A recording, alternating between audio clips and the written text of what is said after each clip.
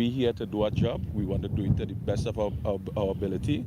As I said, we want to build on what Coach Dwight did with the team for the past few months. And I think, we are good players. We have good quality players. We have players that we still looking at who showing interest with parents who born in Trinidad with the grandparent rule. And we'll be working behind the scenes to get the best possible team to represent Trinidad and Tobago. And that's what's making the news this morning. But joining us right now is Vimala Balkaran, the host of Trinidad and Tobago Today. Good morning, Vimala. Good morning, Carrie. How are you today? I am doing quite well so far. We are almost at the weekend. It's Friday Eve. It is. I lost track of the week. For some reason, I just don't know what day it is anymore. I mean, when you have so much going on, I guess it's only natural sometimes. That's true. What did you do yesterday? Yesterday evening, I went to the gym, because you know me.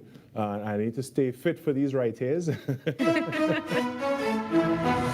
That was TTT News on Talk City 91.1 FM.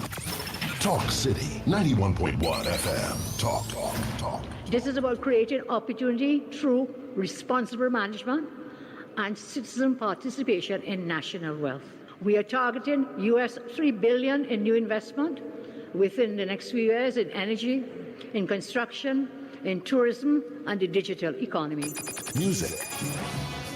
It's reconstruction time in Trinidad, so put your shoulder to the wheel, man, lad, move on, don't stop till you reach the top. You put a hand and I put a hand and we will sing. For big and for small in no time at all, prosperity. There's no other way to do it. Show your patriotic spirit, unity, somehow. If Trinidad ever needed you, it's now. Culture. The budget has goodies and some not so goodies, but that is because fairness requires that everyone plays their part. Engaging conversations, latest news, our music. This is Talk City 91.1 FM.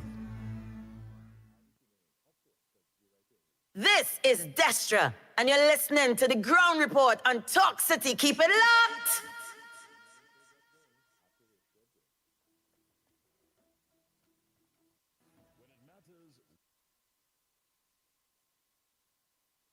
This is Destra, and you're listening to the Ground Report on Talk City. Keep it locked! Your stories, your communities, your country. TTT News is everywhere, on the ground, across Trinidad and Tobago, and on every smart device. TTT News, nightly at 7. TTT News, committed, accurate, relevant.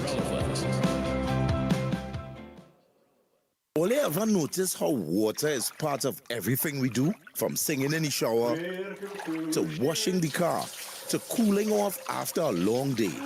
Here's a friendly reminder from WASA. Before you move, before you relax, before you enjoy the day, pay your WASA bill. It's easy to do. Pay online anytime at wasa.gov.tt. Visit a WASA customer service center. Use the self-service kiosk or pay at authorized partners like Western Union and commercial banks. Water is life, and we're evolving to serve you. Join the evolution. Pay your bill. This message is brought to you by the Water and Sewage Authority. History in the rhythm. Issues in the spotlight. Talk City 91.1. Wake up to the issues that matter most on the Ground Report. Join Andy Williams and Lennox Smith every morning from 6 to 9 a.m. for real talk, real analysis, and real perspectives on the stories shaping our nation. News, current affairs, and voices from the ground, unfiltered and unapologetic. That's the Ground Report. Weekday mornings on Talk City 91.1, where the conversation begins. This is Destra, and you're listening to the Ground Report on Talk City. Keep it locked! 6 a.m. to 9 a.m. Join Andy Williams and Lennox Smith, the Ground Report team, as they rip apart the lies, half-truth, and misinformation that the mainstream media never discuss. The Ground Report. Hard-hitting, informative, undiluted, uncompromising, and unfiltered. Monday to Friday. Get the raw facts before making any life-changing decisions. Only on The Ground Report.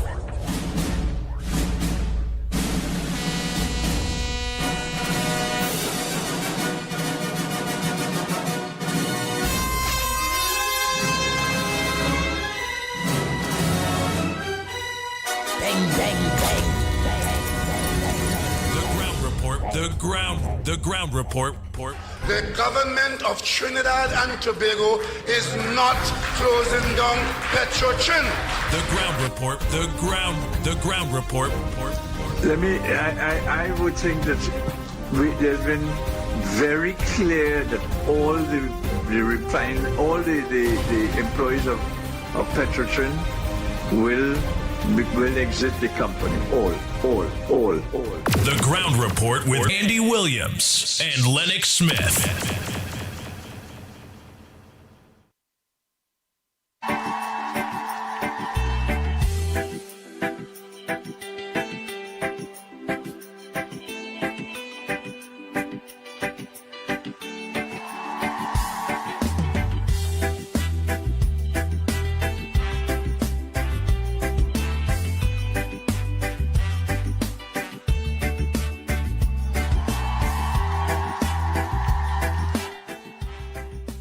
Good morning, Andy. I have come to dispel these evil lies by Bus Mako today. Fist of all T&T is still importing bus parts from China. The shield of America has nothing to do with T&T buying bus parts in China. And second is T&T has ordered 300 new, mostly electric buses, which will start arriving from mid-year. So stop with your lies, bus mouth. It's the PNM that should be blamed for all these broken down, cheap Chinese buses. The UNC parented these problems and are dealing with them as best as they can. But some of you all are so impatient. You're seeing people who are very quiet for the last 10 years when the PNM were in office, now finding their voices back. The UNC must be working miracles to have them talking then. Anyway, Andy, have yourself a great day, my friend. And let's all try and be safe out there today, people.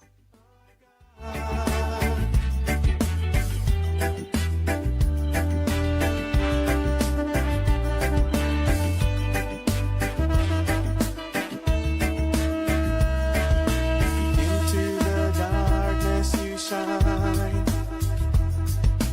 Out of the ashes we rise. There's no one like you. The Ground Report with Andy Williams and Lennox Smith. Our God is greater. Our God is stronger. God, you are higher than any other. Our God is healer. Awesome in power. Our God. Our God. Our God is greater. Our God is stronger. God, you are higher than any other. Our God is healer. Awesome in power. Our God. Our God.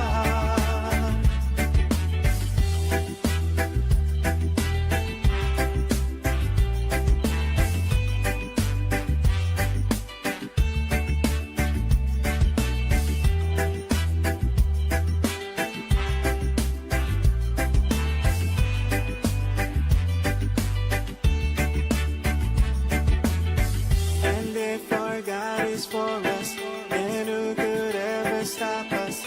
And if our God is with us, then what can stand against? And if our God is for us, then who could ever stop us?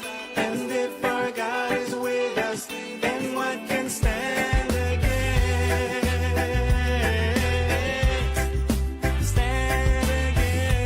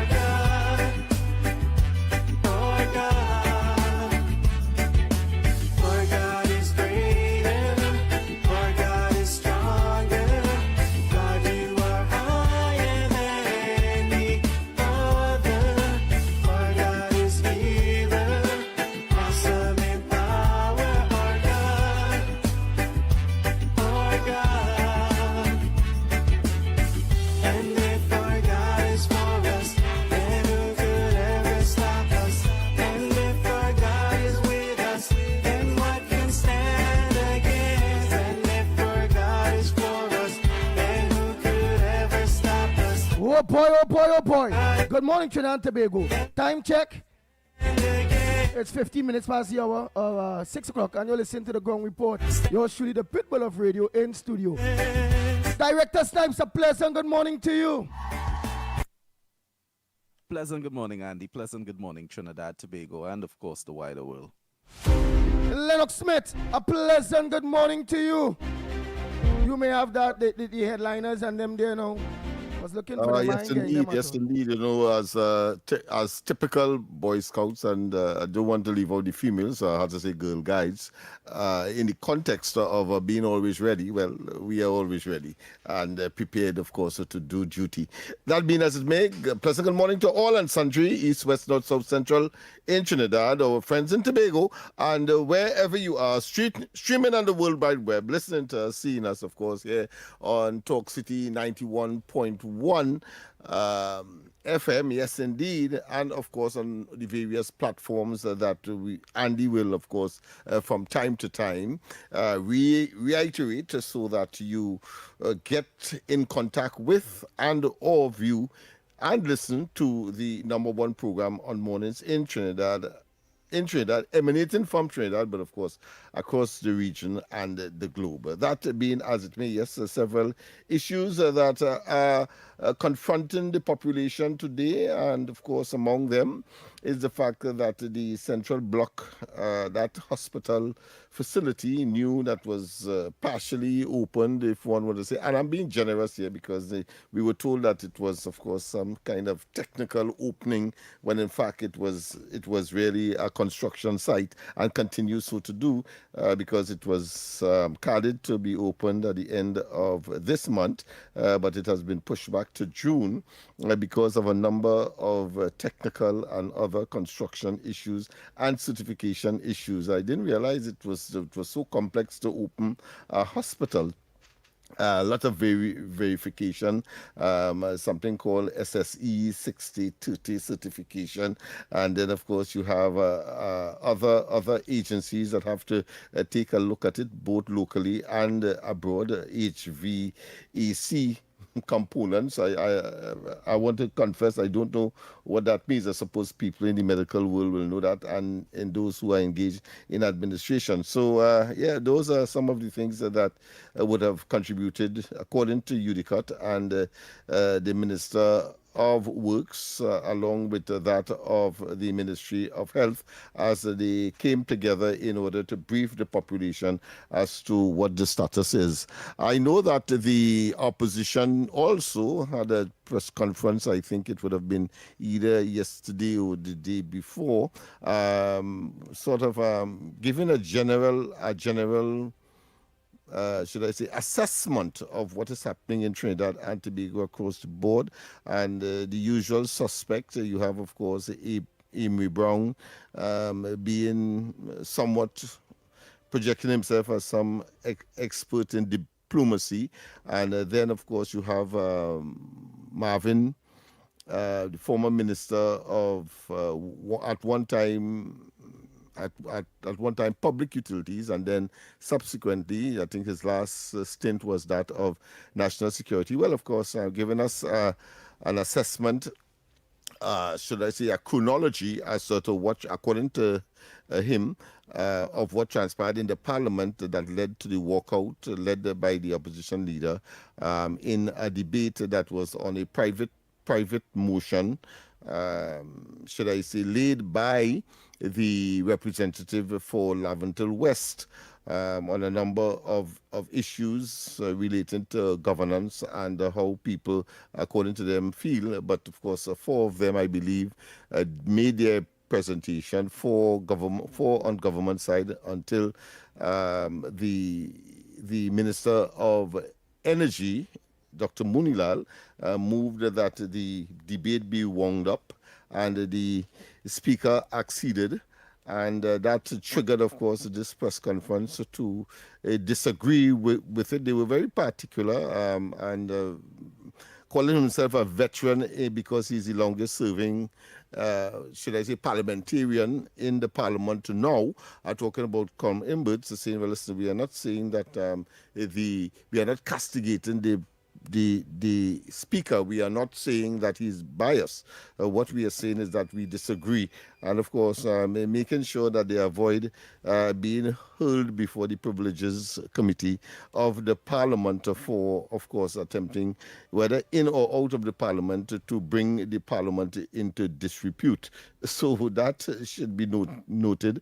In addition to that, you'd have had another opposition member who, of course, spoke on another issue, but most important, I think, is the opposition leader who has been saying repeatedly that the government is not doing well, and that, of course, they want some kind of assessment as to what transpired having regard to the still not yet returned Prime Minister of Trinidad and Tobago and what she has been doing there, and they wanted at the airport. Well, I say to them that it is the UNC Coalition of Interests is in charge of government in Trinidad and Tobago, and they will dictate the pace as to how information is disseminated to the population. The important thing is that information is being disseminated. That is how we were able to get, of course, an update as to the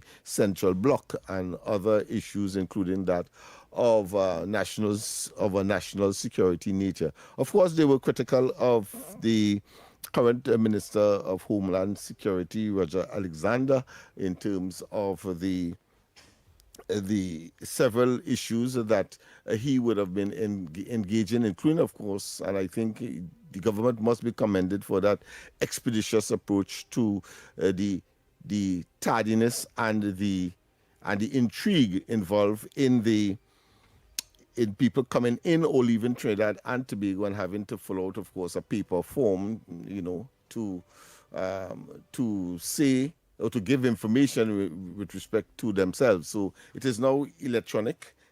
Has gone electronic, of course, consistent with modernization and with what is accepted as acceptable, and of course, taking out the tediousness of having to fill out paper forms when you are entering the country and when you are leaving the country. So I think all in all, those are some of the areas that are making the headlines today. And I await your specific preference, Andy, in terms of what you would like us to elaborate on today. You lead the way, and the rest of us normally would accommodate. Let me put it that way. Andy? Yes, indeed. Well, that is as far as the Trinidad Express is concerned. We have, of course, a few items in the Guardian itself, which also tinkers there, but at the same time focus on international issues. Why U.S. troops are still here, for example. Tobago opposition is asking that question. Right? Opposition parties in Tobago demand answers. Concern island could suffer fallout from Iran war. As far as the ground report is concerned, I think is a figment of the people's very elastic imagination, and they seem to want to generate these square peg and round hole logic that it could have the presence of the radar that is still in Tobago, and I think there's some U.S. Army personnel are still there, and they seem to have not commandeered, but they seem to be occupying a particular hotel facility there. To me, I see that as money for the owners and the administrators and Tobago. But of course, they are seeing it differently, saying that it must have some kind of fallout. Iran is the other side of the globe almost, but yet still they're seeing that as the possibility of a fallout to Trinidad, having regard to the war that is being executed in that part of the world, in the Middle East, of course, by the coalition of Israel and the United States against, of course, Iran. and of course the expansion thereof by Iran, of course, bringing into focus other Arab states which are clearly very, very annoyed with Iran for that level of expansion of a conflict that ought to have been between the United States and Israel and themselves. Of course, we have confirmed so that. you don't discuss why U.S. troops are still here, because the opposition parties are asking Tobago demands, and Tobago demanding why they still here. So you discuss that already? Why? No, I've not discussed it. I'm just going through it in generic terms. But in terms of specifics, well, they are here because the radar is here and they have a small contingent of individuals to maintain I believe them on and to spruce it up, etc. I believe them on sharpness because to reach here is better than Iran reach America, because the interest America have here is nothing compared to the interest America will have on their homeland self. So why try to waste a missile here? So Trinidad and Tobago in the Guardian this morning, the opposition in Tobago is asking why are U.S. troops still here? Opposition parties in Tobago demands answers. Concerned island could suffer fallout from the Iran war. Do you believe that? I don't believe that. And not only that, the fact that they have acknowledged, well, of course, they have said in the process that they believe that the Americans have finished their mission here because Maduro has been extradited, or depending on your perspective, to the United States to answer drug importation or exportation charges. But the fact of the matter is that here it is, our Prime Minister has now signed on to the Shield of Americas at the home of the President of the United States, and clearly it is about that, the continuation thereof. So therefore, it's common sense to say that is why the radar is still here, because it is about dealing with the narcotic trade. It is dealing with cartels that continues and will continue, and therefore the 12 countries that sign up for that initial, should I say, summit of the Shield of the Americas clearly is all that is all part and parcel of a continuation of that fight. So therefore, to suggest that the fight is done, I mean, them trying to be Donald Trump or the Americans, that administration, they just have nothing in Tobago. They just have nothing to say, so they will organize on that. But they're also saying government is numb on cost of the new online travel regulation platform.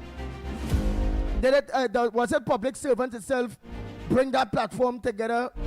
No, but it's was it contracted? Bringing Trinidad and Tobago into the modern age. Right, we know that. Nobody did they pay for that? Did the government pay for that, or our public servants is who put that together, that are there, that who is IT, who is this, who is that, or who the other? Yeah. Because it appears to me that the government prefers not to at this point in time to say what the cost is, because there must be a cost. Everything you introduce would have a cost. So I suppose they are still assessing the cost of putting that mechanism in place. But to make it an issue, I think is a storm in a teacup, frankly.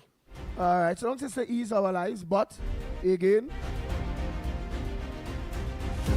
I mean, a good question to know if it was paid for, if it's public servants who are getting paid to do it, did it. Would have been a good. PNM writes to Speaker on Private Members' Day suspension. So they suspend a Private Members' Day.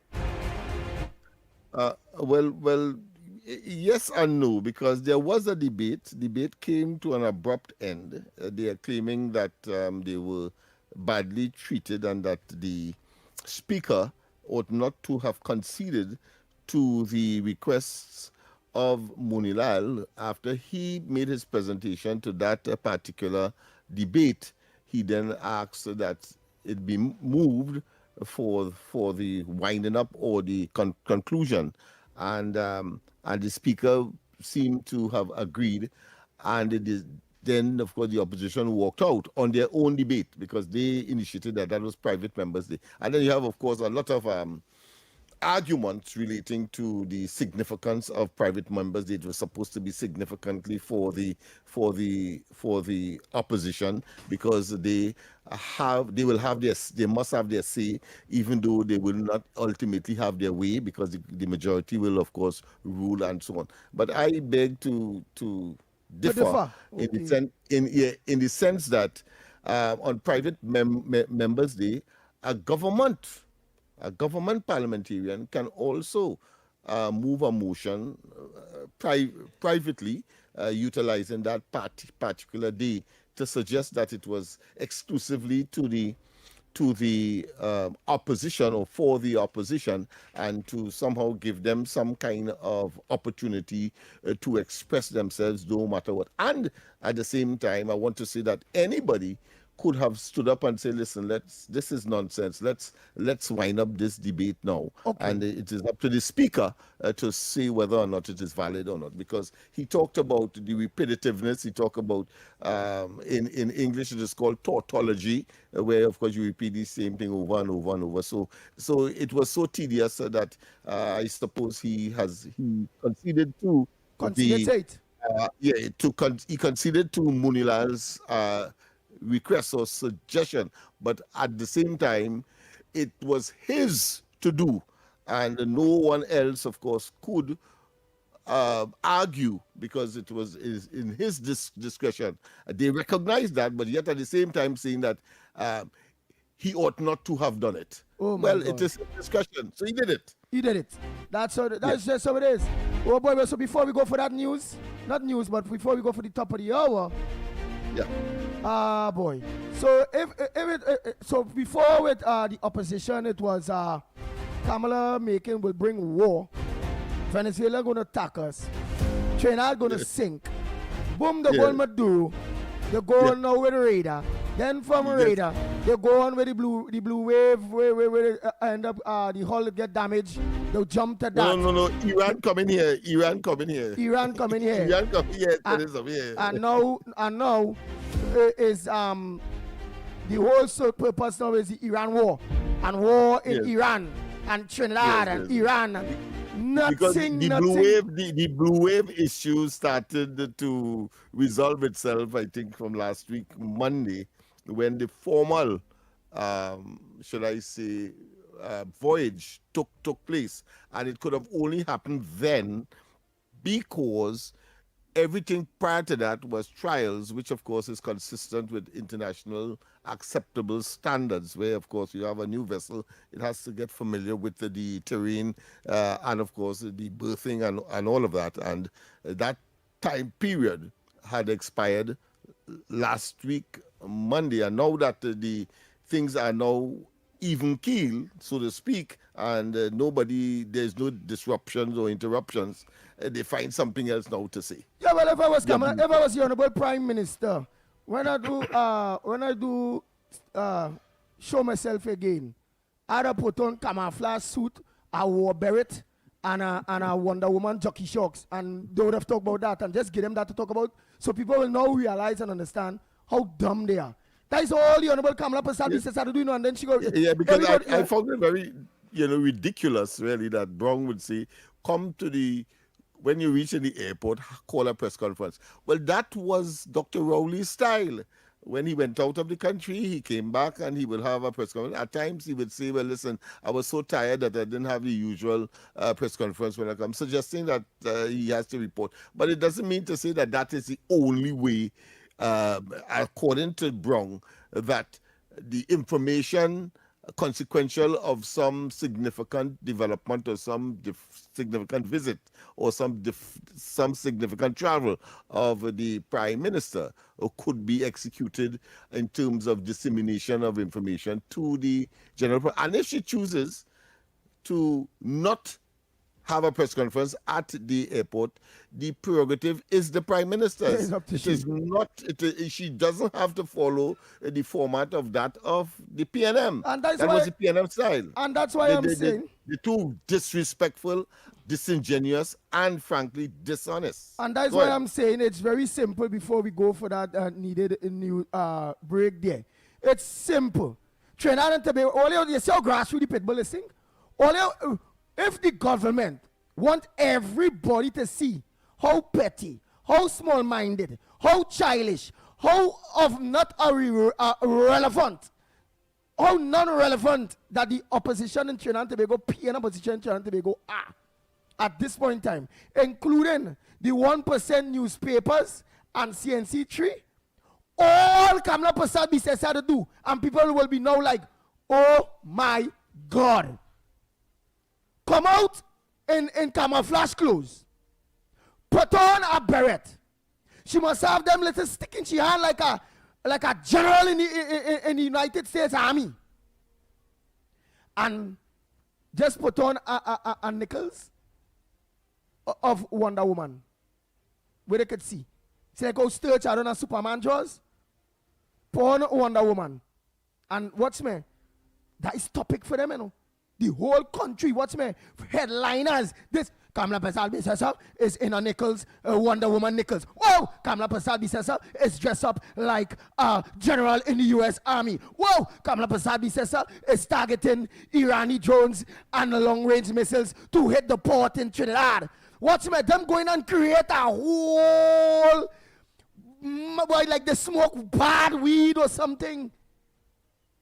By telling you, I feel them they smoke weed here too, you know. That's why it is that over the borders locked down, you know.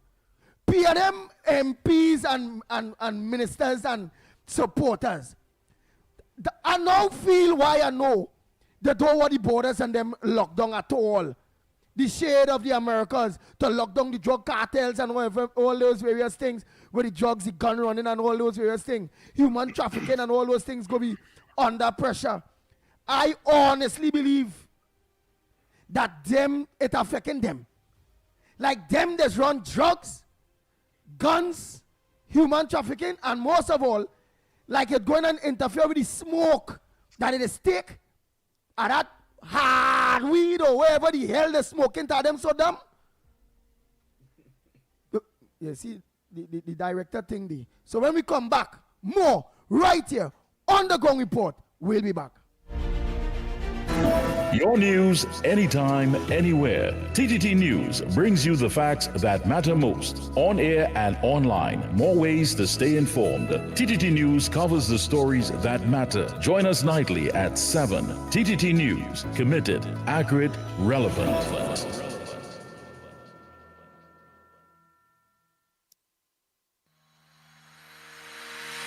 Every morning begins with a story. The headlines you need. The voices you trust. The conversations shaping our nation. Welcome to Trinidad and Tobago Today, where your day starts informed and inspired. News that matters to you. Conversations that spark new ideas. Stories that move Trinidad and Tobago forward. Tune in weekdays, Monday to Friday at 6 a.m. or join the conversation on any smart device at TNT Today Show. Trinidad and Tobago Today. Start here, exclusively on TTT. Imagine a gender-equal world. A world free of bias, stereotypes, and discrimination. A world that's diverse, equitable, and inclusive. A world where differences are valued and celebrated. This March 8th, in recognition of International Women's Day, Talk City 91.1 FM proudly launches Women Who Lead, a powerful feature highlighting dynamic women who are breaking barriers, leading with purpose, and shaping our nation's future.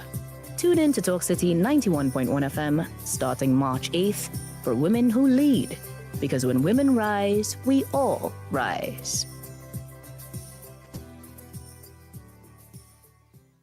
South Trinidad, we're turning up the love on Thursday, March 19th, the night before the holiday. Sweet 100.1 FM brings you Reggae Love Live.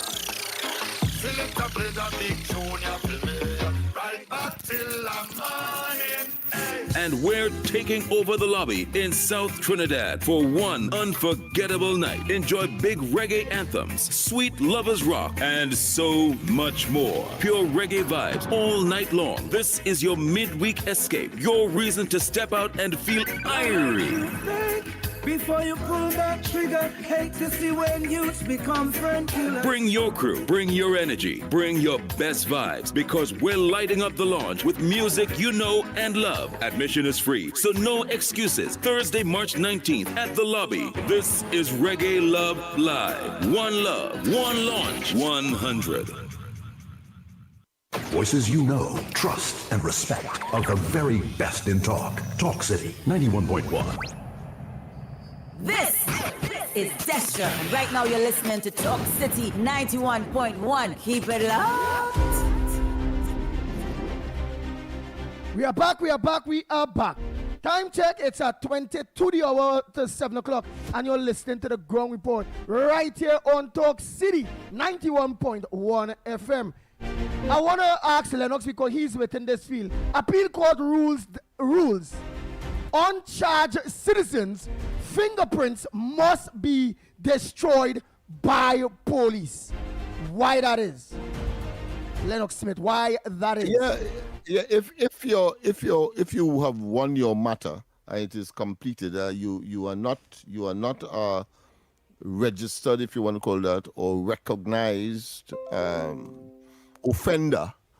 Then the law enforcement agencies in the country ought to destroy your fingerprints that they would have taken during the course of the arraignment or prior to you attending court, and the ultimate decision would have been taken. But you don't think a government should have everybody fingerprints, which will make it easy, whereby thief or anybody touch any little thing, bam, you run a fingerprint and you know, well, who is the individuals was within an area and those various things. And do you not believe that the government technically will have nearly everybody fingerprints anyhow, because we all decide to go for a certificate of character, and obviously we decide to go through a machine, the certificate of character, so and they will have that as data anyhow. So the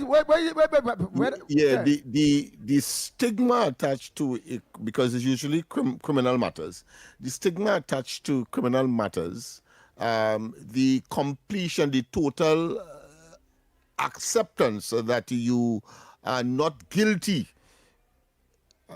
engenders that, and it becomes necessary that you be totally exonerated, and therefore it is in that narrow sense your fingerprints ought to be destroyed.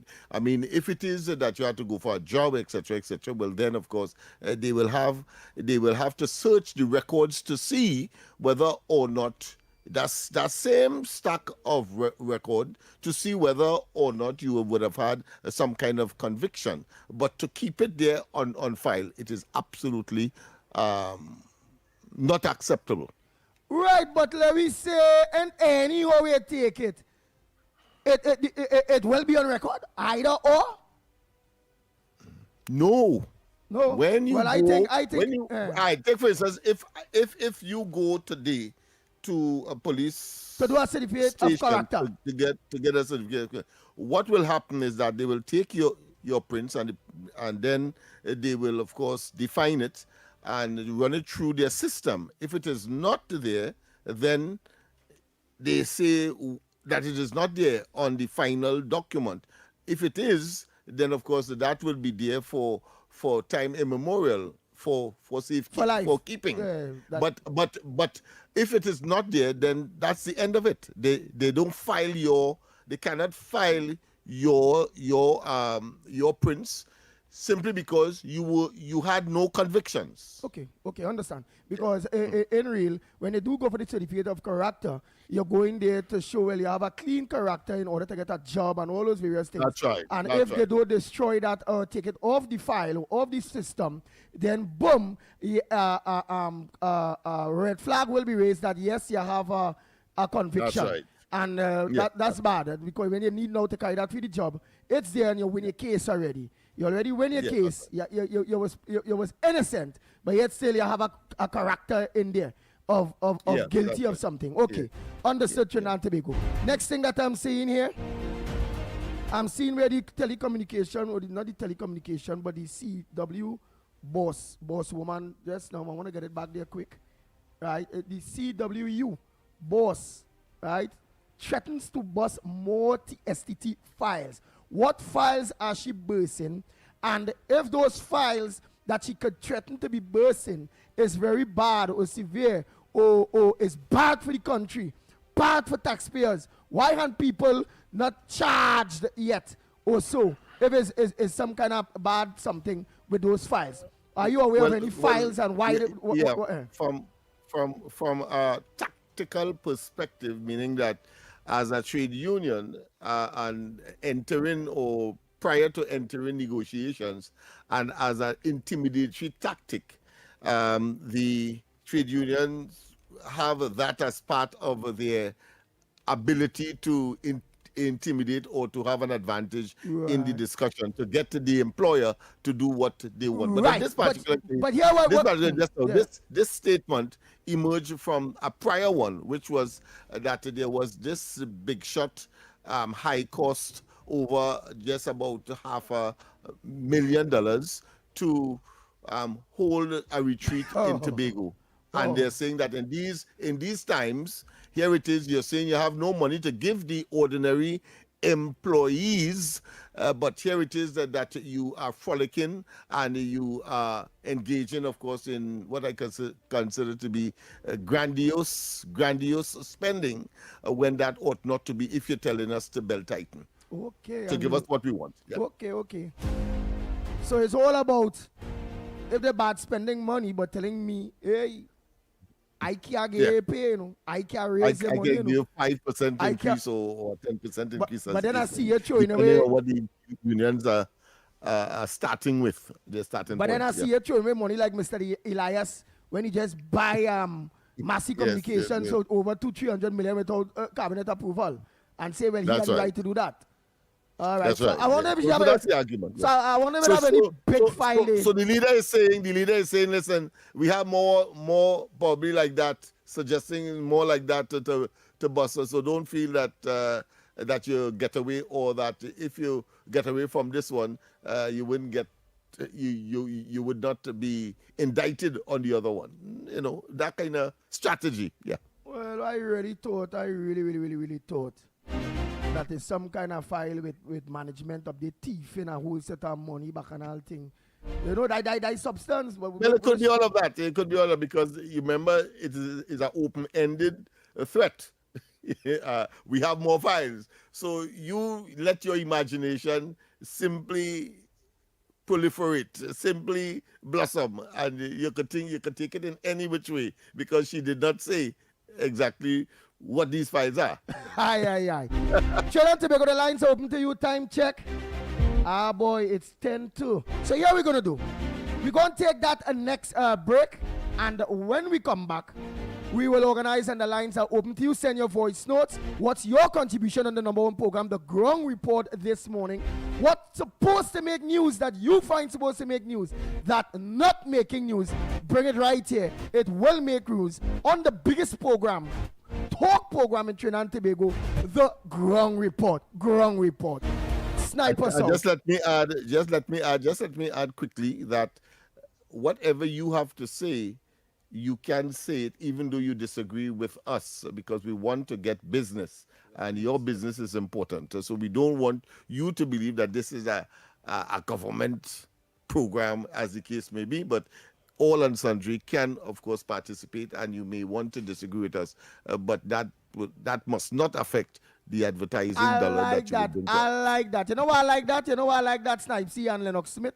That cement what it is. I've always been telling them that it's a democracy, and everybody, every Trimbagonian, as long as they're breaking the rules of that, whether we like what they're saying or not, we have to hear them. So all the people who will be saying, and I will just whistle to one name, don't let them call the program, don't let them this, and I listening to that, and advertisers and business people thinking, no problem, you know. All I will like my darling, that my darling only to spite about Granny, and all the don't get between me and Granny at all. Granny, well, when the month come up with a $10,000 sponsorship towards the Ground Report program, because it had to get money. Simple. That's and what? Right. And so long as you the sponsor, you could tell we, don't take that call. What? You paying the money? who pay the piper call the tune, Granny. So you want somebody It's not a call, brother. or you don't want to hear somebody? Come up with 10, 15,000 a month. Right? All right. Snipey, take me out. But Johnny, how come your house is twice the size of mine, but my bill is twice the cost of yours? Johnny, what going on, boy? How your bill so low? How your bill so low? I'm conserving energy. I switch the LED at the stun of the AC, and I'm saving real money. It's our responsibility for a brighter TNT. Cut the waste and you would see. Why everybody asking me? They asking how you been so low? How you been so low? TN Tech, powering the nation into the next generation. Is your business experiencing the following symptoms? Not enough customers, low sales, slow cash flow.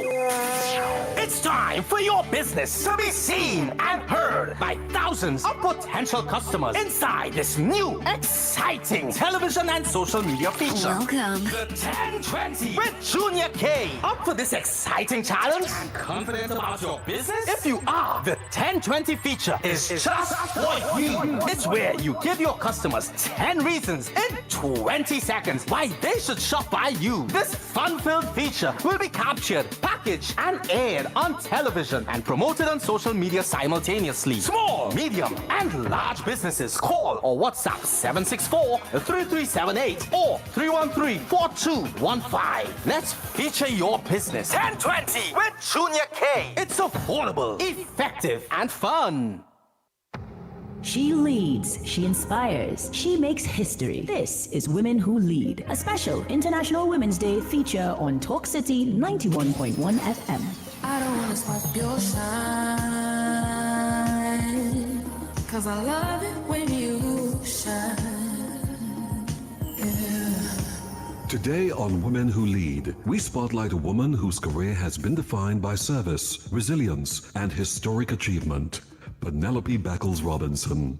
Her journey in national leadership began in 1995 when she entered Parliament as an opposition senator. She would go on to serve as Member of Parliament for Rima from 2000 to 2010 and again from 2020. Throughout her distinguished career, she has held several major ministerial portfolios, including Minister of Social Development, Minister of Culture and Tourism, and Minister of Public Utilities and the Environment. She also served as Leader of Opposition Business in the Senate from 2010 to 2013. In 2007, she made parliamentary history when she became the first woman ever elected Deputy Speaker of the House of Representatives in Trinidad and Tobago. An attorney at law by profession, called to the bar in 1988, Beckles-Robinson has combined legal expertise with decades of public service. In 2025, she once again broke new ground, becoming Leader of the Opposition and the first female political leader of the People's National Movement. Her story is one of leadership,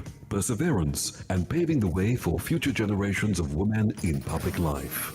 You've been listening to Women Who Lead, celebrating the women moving our nation forward. Brought to you by Talk City 91.1 FM, your station for conversation, leadership, and community. I don't wanna stop your shine, 'cause I love it when you shine. Yeah. This is Destra. Right now you're listening to Talk City 91.1. Keep it locked. Oh boy, let me take a call. We must take a call or two within this segment before we enter, before that news. Yes, yes. Oh boy.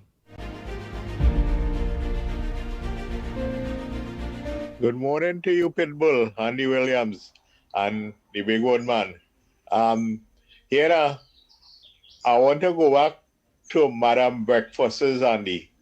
Andy, you know that you know that Faris is Faris Rentals, right? And he is the top rental person to the real estate to the government, right? Now, you know Andy, who is second to Faris Rentals? Well, is Madam Breakfast's Rentals. And check the MP for San Fernando East. that is his son, right? And together,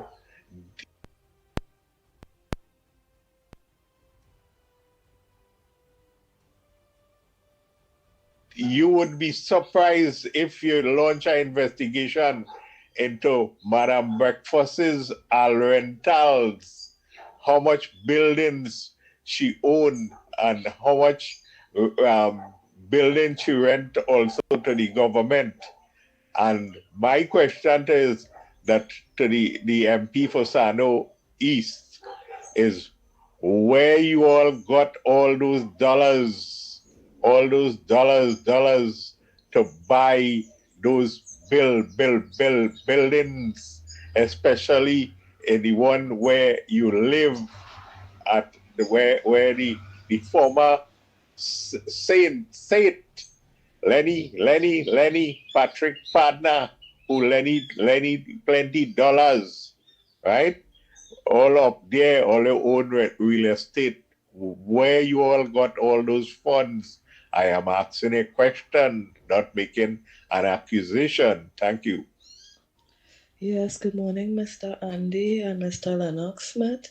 So I have a major front burner this morning. So yesterday I was up on the social media and I saw Miss Marsha Lauren Walker spreading a serious misinformation, and she had been saying it for a while, that apparently, according to her, the UNC is the one that went into the HSF and withdrew over $410 million, right? And over $1 billion during the Christmas season, and there was no accountability for it, right? And she's basically accusing the government of it and demanding that the government account to the nation.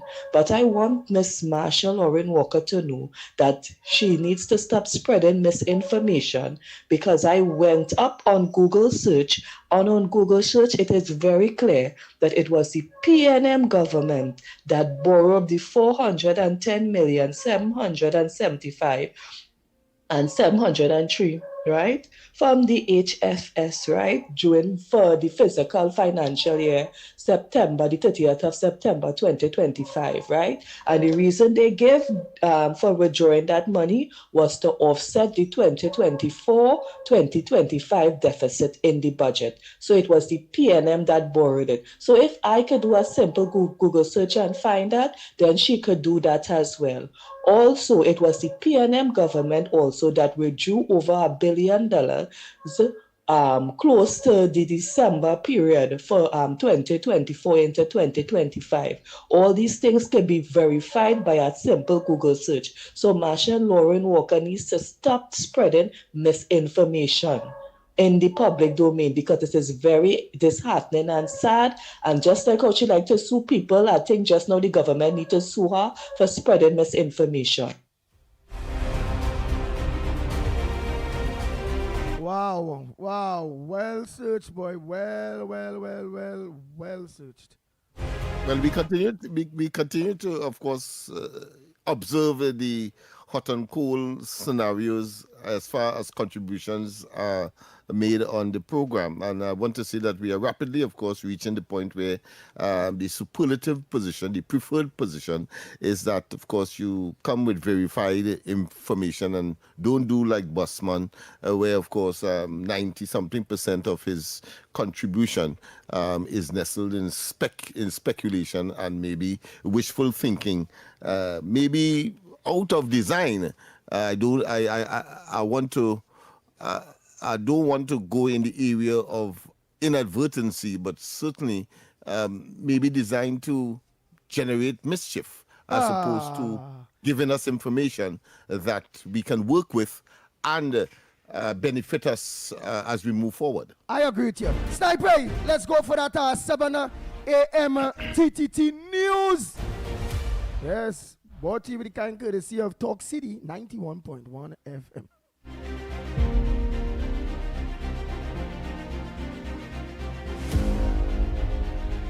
The Ground Report with Andy Williams and Lennox Smith.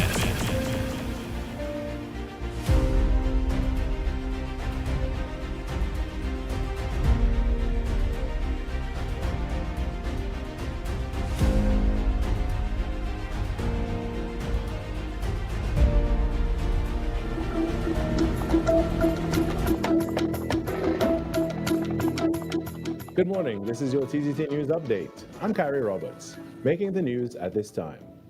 Congratulations came from Minister of Rural Development and Local Government, Khadija Amin, who praised Prime Minister Kamla Bissessa for his successful visit to the United States and historic meeting with President Donald Trump. U.S. marks the first time in more than 3 decades that a Prime Minister of Trinidad and Tobago has been invited to meet with a sitting President of the United States. It is really a significant milestone in the relationship between our two nations, Trinidad and Tobago and the U.S., and another historic first under the leadership of Kamla Bissessa. History has been created, and this meeting signals renewed respect for Trinidad and Tobago on the international stage. Amin described the engagement as a milestone in bilateral relations, highlighting its potential to unlock many benefits for the country. The discussions that Prime Minister Kamla Bissessa would have had with President Trump have the potential to really unlock meaningful opportunities for the country. These strengthened relationships with the U.S. can lead to new avenues for investment, and out of that, increased revenue and job creation that will support economic growth across the nation. And, these opportunities can really bring real benefits to our communities throughout Trinidad and Tobago. The minister said that the Prime Minister's discussions with President Trump have the potential to unlock meaningful opportunities for the country while bringing real benefits to communities across Trinidad and Tobago. When we have these international partnerships that are built at the highest level, they really create pathways for development that reach every corner of the country, including, and very importantly, rural communities in Trinidad, as well as in Tobago, that depend on strong infrastructure and local economic activity. So I commend Kamla Bissessa for continuing to break barriers and create new opportunities for Trinidad and Tobago, and for positioning this country for long-term prosperity and development. Criminal attorney Fareed Ali says licensing officers must be treated with the same respect given to police officers. His comments come in the wake of a viral confrontation involving a maxi taxi driver and licensing officers. The attorney says the public often forgets that licensing officers perform a law enforcement function and should be treated accordingly. They are simply doing what they have to do and executing the law under the Motor Vehicle and Road Traffic Act. We may not like the manner in which the law is being executed. We may think that some officials tend to be high-handed. But the job is a difficult job, and one has to do it. His statements come just 2 days after this video went viral, showing a confrontation between a maxi taxi driver and licensing officers along the Southern Main Road in Curep. The driver has since been arrested by police, charged with assault. Attorney Ali noted that motorists retain constitutional protections, but only when they remain within the law. If it is we stay within the parameters of the law, meaning we, being civilians, we as drivers are the nation's rules, then these officers cannot in any way infringe on our right to life, liberty, security of person, and enjoyment of property, meaning The attorney also said the maxi taxi driver in the viral video should have filed an official complaint through the Maxi Taxi Association. He noted that motorists who believe a licensing officer acted without integrity can also use the proper complaint channels, adding that officers can be investigated and disciplined. He stressed that both motorists and officers have responsibilities and that proper procedure, not public confrontations, ensures accountability. In some sport news now, head coach of the Presentation College San Fernando cricket team, Hollister Pajot, hailed the dedication and sacrifice shown by his players and the school staff. This after Presentation clinched the Powergen Secondary Schools Cricket League Premiership 1 title when they defeated Shiva Boys Hindu College. Victory. I think I want to pay homage to the guys and them for all the hard work since October we would have started, and kudos to them. They played an excellent tournament, and congrats to them. Also, I want to just touch base as well on the the coaching staff, right? David Williams, Luke, also the principal of the school, Miss Khan, Jalim, Jason, all of them. I think it was a holistic effort, a collective effort, and congrats to the guys. All eyes now turn to the Boys Intercall Championship, with presentation hoping to add this trophy to their cabinet. We got the result that we needed, and we're just happy about that. You know, we're really thrilled about that, and just right now, it's not over. It's just we have the intercall to finish as well, right? So just we'll celebrate today, fine, but just we look ahead to the intercall as well. And that was your TTT News Update. I'm Carrie Roberts. After the short break, return to Trinidad and Tobago Today.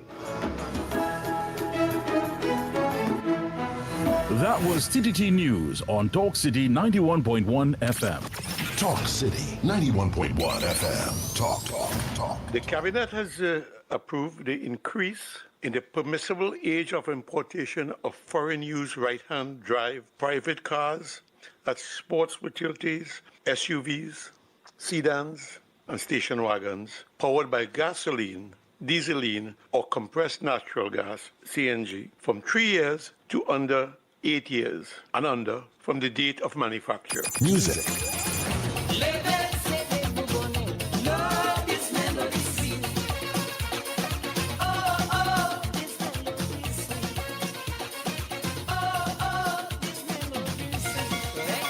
Culture. As Prime Minister Kamla Prasad Bisesa has announced recently with our revitalization master plan, we are open for business. And a key area, a key focus of that master plan is, of course, the energy sector and the energy hub. And we will be open for business, not only for Nutrien, but for all other players that wish to discuss their investment portfolio with us. Engaging conversations, latest news, our music. This is Talk City 91.1 FM. Your world moves fast, so do we. TTT News brings you the people, events, and issues that matter most. Stay informed, stay ahead. TTT News, every night at 7. TTT News, committed, accurate, relevant. This March 8th, in celebration of International Women's Day, Talk City 91.1 FM proudly presents Women Who Lead. Imagine a world free of bias and discrimination. A world that's diverse, equitable, and inclusive. A world where women's achievements are celebrated and their voices amplified. For over a century, International Women's Day has championed gender equality, and the journey continues. Join us as we highlight powerful, inspiring women who are breaking barriers and shaping our future. Women Who Lead, launching March 8th on Talk City 91.1 FM. Together, we can forge gender equality. South Trinidad, we're turning up the love on Thursday, March 19th, the night before the holiday. Sweet 100.1 FM brings you Reggae Love Live.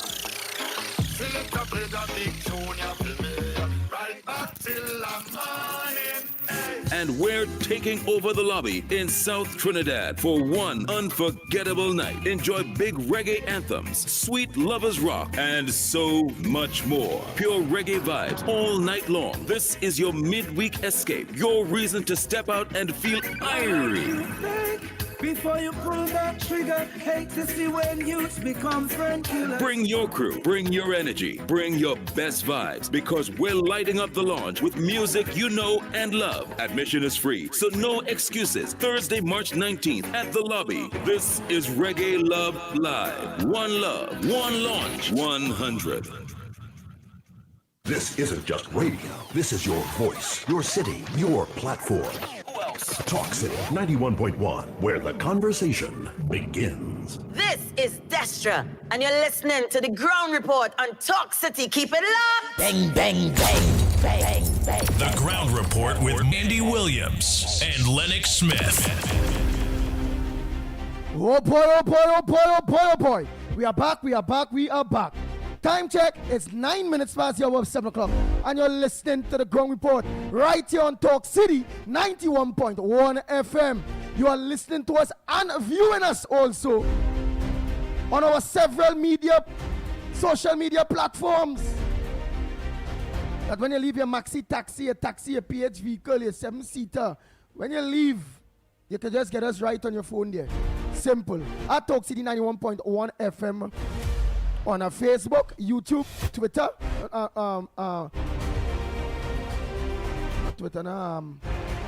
TikTok. Nice, on TikTok. And you can also get us on a Real Media TT on Facebook and on YouTube. You can also get us on Real Media TT on both of them. Real Media TT, Facebook, YouTube. Corridor Transformation on YouTube. 648 Television. That's Irvin Deman on YouTube. You can also get us on The Ground Report. The Ground Report, just put in that on YouTube and you can get us. Okay? So while we move on there quick, let me just play this clip here quick. They send that is a clip of Marsha. Let me hear what she said. Hello, Andy. Let me get this straight. With the people of Nice. I'm going to do the honorable thing on the airplane mood before I play because I don't supposed to be still playing those clips. Hello, Andy. Let me get this straight.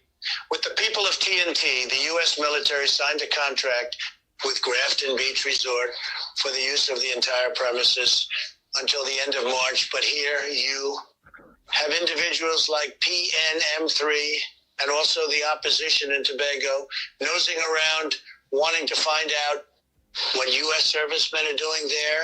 Well, I got news for them all. Those servicemen will be there until I say so. So stop busting up your mouths with lies. PNM3 and the opposition forces. Nice. Trini Trump. Let me go to Marsha now. Hello again, Andy. I am going to play you a voice note by Marcia, the Mako talker, where she's saying Prime Minister Kamala thief $1 billion US by raiding the Treasury to make sure the next generation set and the grandchildren set now. Listen for yourself, Andy. $1 billion US unaccounted for. And this Kamala-led government, this Kamala 2.0 thief, 2.0 raid the Treasury, last chance before to make sure the next generation set, to make sure the grandchildren set now. $1 billion US unaccounted for. I hope Prime Minister Kamala takes her to court for this because. All right. I hope she takes you to court. Okay, let me hear some just now. Good morning, Andy, Lennox, Nigel, Mikey, and to everybody out there. Andy, I want to wish Mikey a happy birthday, belated. His birthday was yesterday. Happy birthday and all God's blessing to enjoy many more. And today, our good friend from Long Circular, never mind he has moved directions, is celebrating his birthday as well. I want to wish him happy birthday and the same all God's blessing to enjoy many, many more, especially good health. Andy, we really have to call on Jesus to take the wheel. To take the wheel with this opposition in this country. The UNC opposition made a lot of sense when they were talking. Because you can see the proof. They showed you the proof of what was there. Right? Now, this opposition, heaven help us. God help us. But I like what Mrs. Prasabi Sessa said, especially in the last paragraph when she addressed them with their SOE meeting. When she said haters, trolls, and doom scrollers and red couch alumni. Look, that was really funny to hear her referring to them like that, right? And now, and she really know why she was talking about doom scrollers, because now is the war in Iran. That raider is going to encourage us to get attacked with the war that's going on in Iran. Oh my God, and they want to run this country again. Andy, it was the war in Venezuela, it was the radar, it was the SOE, it was this, it was that, it was the other. Well, now it's the war in Iran because, the local government elections coming up next year, right? Or next 2 years. Can't remember when. Anyway, so they're starting from now, right? They made such fools of themselves at that SOE meeting, and it boiled down to the same thing. It boiled down to the same thing. And that is when Mrs. Pasabi says I had to remind them about what it is they did, and they had to be taken to court. Up to now, everything they're criticizing, have you seen them face the courts as yet? Well, with the CPEP, they faced the court and they lost. Because look who were their lawyers. And so we just have to brace ourselves and call on Jesus to take the wheel. Thanks a lot. To the ground report. Good morning, Nigel Snipes, Andy Williams, and Lennox Smith, the listeners. Now, I just be listening to talk show, and I just be listening a lot. And I want to say something this morning.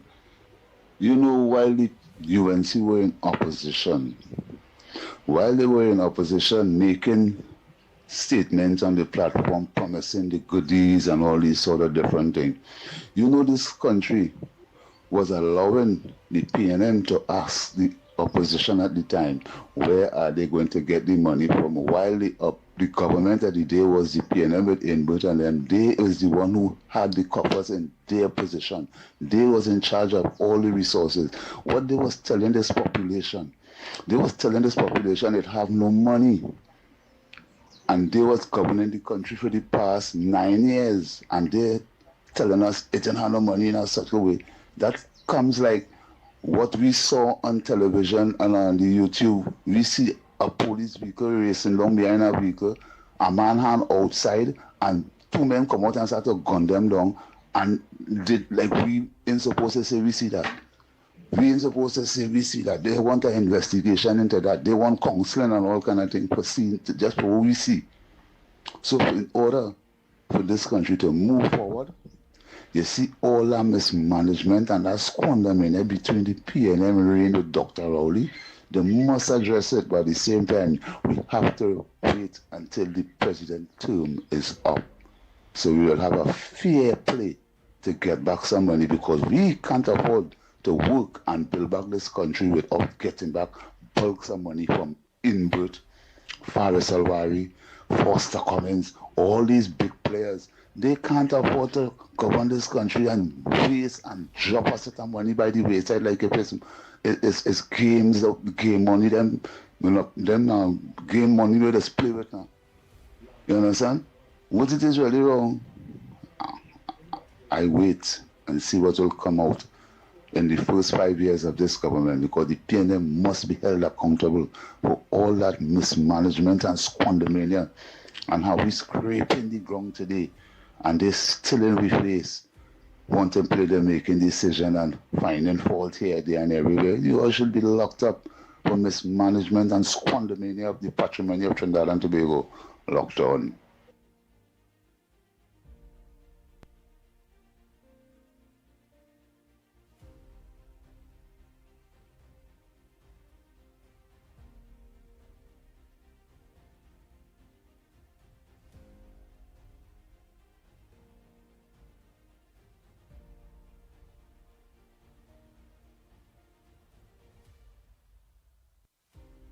Oh boy, sorry about that. That message stick up. That message stick up and catch him till to finish him.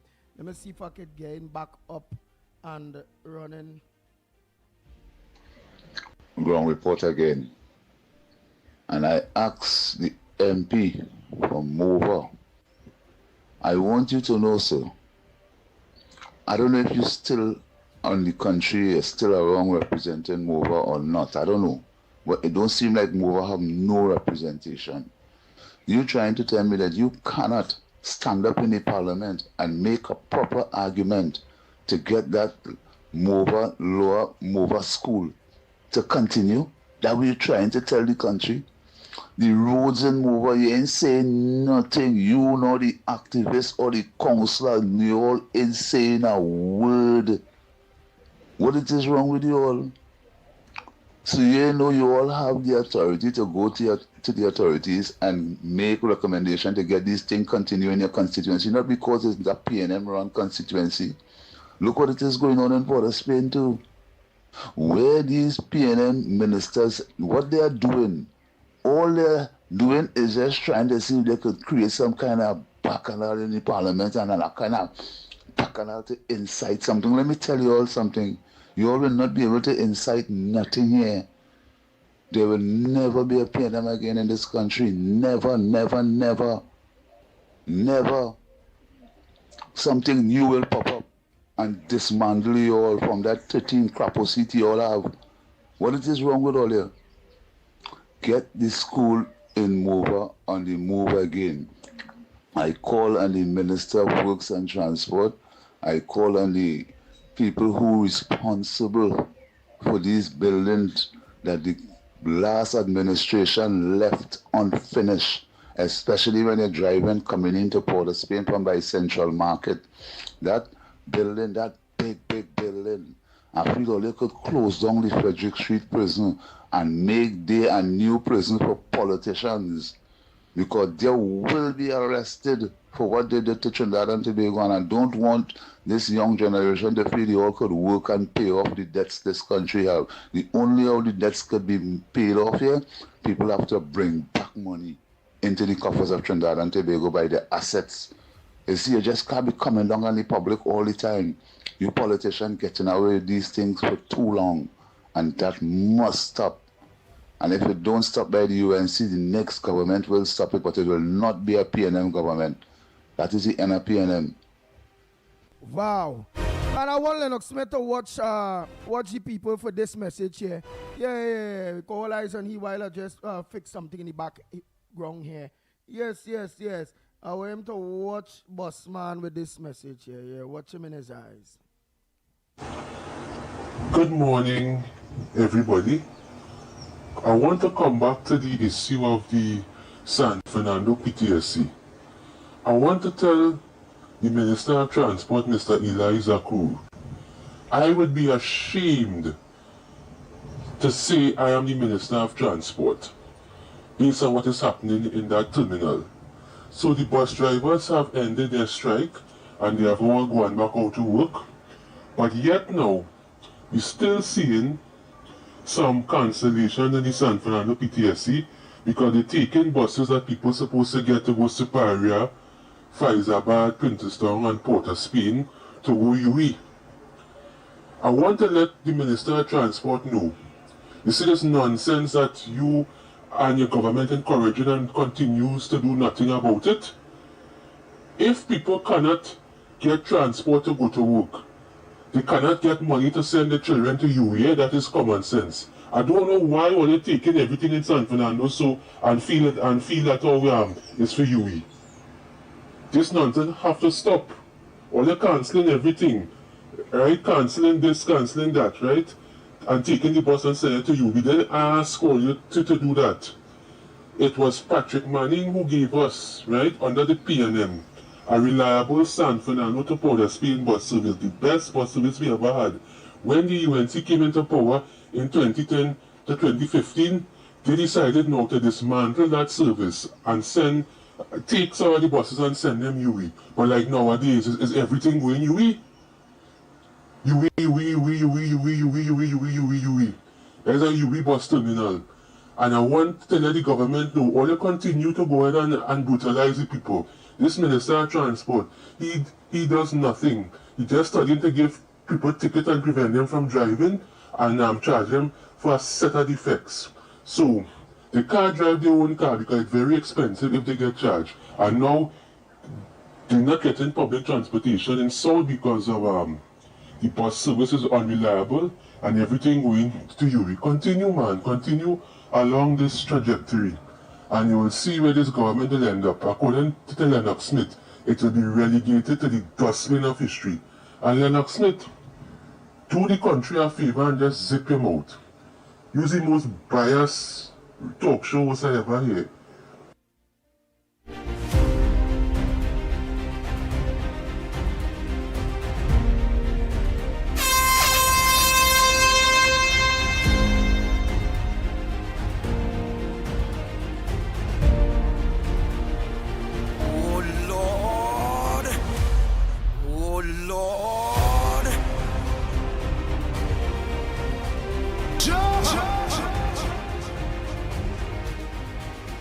Papa, you's a very biased fella. I know you's a very, very biased fella, partner. Very. The first person I've heard said that so blatantly, and so to use a more almost derogatory, but I mean I think it is appropriate, a most awful statement with respect to myself. But I want to say, however, that the truth offends, and people becomes defensive when they are exposed to the truth, or put another way, when the truth is told about them. So I suspect that is his response to the fact that yesterday he said one thing in his initial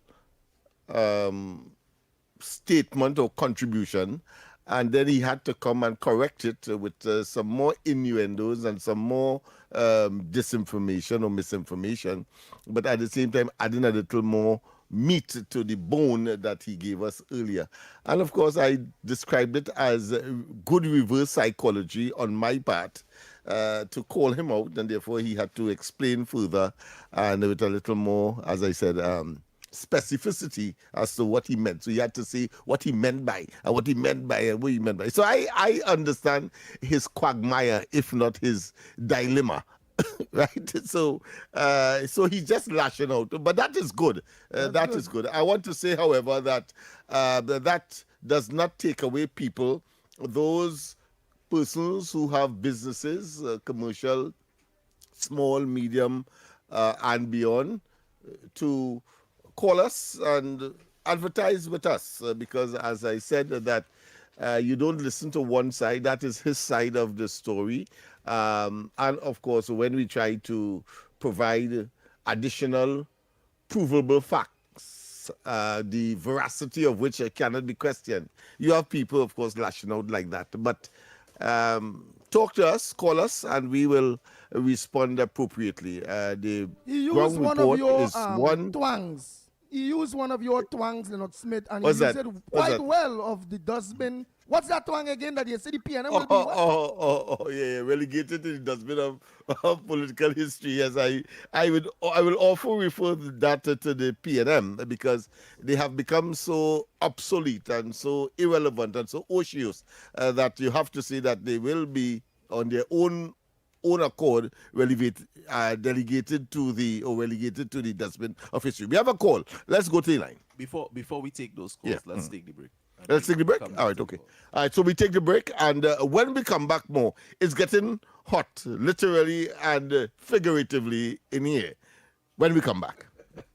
Talk City 91.1. Thought-provoking conversations, bold perspectives, voices you trust. Talk City 91.1. Bigger, bolder, and more powerful than ever before.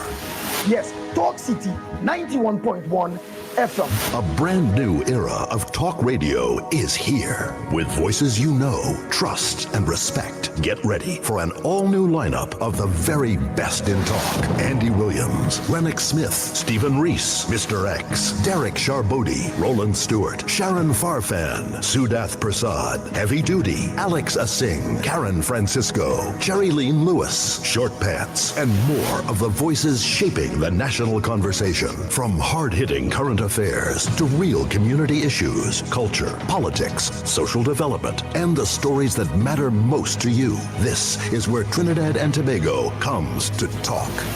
So I got right here on Talk City 91.1, where we're going to give you something new, something hot every day, Monday to Friday. Listen on 91.1 FM and connect on Facebook, YouTube, and TikTok. Talk City 91.1. Your city, your voice.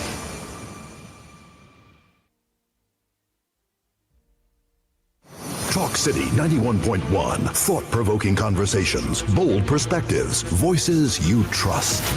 Talk City 91.1. Bigger, bolder, and more powerful than ever before. Yes, Talk City 91.1 FM. A brand new era of talk radio is here. With voices you know, trust, and respect. Get ready for an all-new lineup of the very best in talk. Andy Williams, Lennox Smith, Stephen Reese, Mr. X, Derek Charbodi, Roland Stewart, Sharon Farfan, Sudath Prasad, Heavy Duty, Alex Asing, Karen Francisco, Jerry Lean Lewis, Short Pants, and more of the voices shaping the national conversation. From hard-hitting current affairs to real community issues, culture, politics, social development, and the stories that matter most to you. This is where Trinidad and Tobago comes to talk.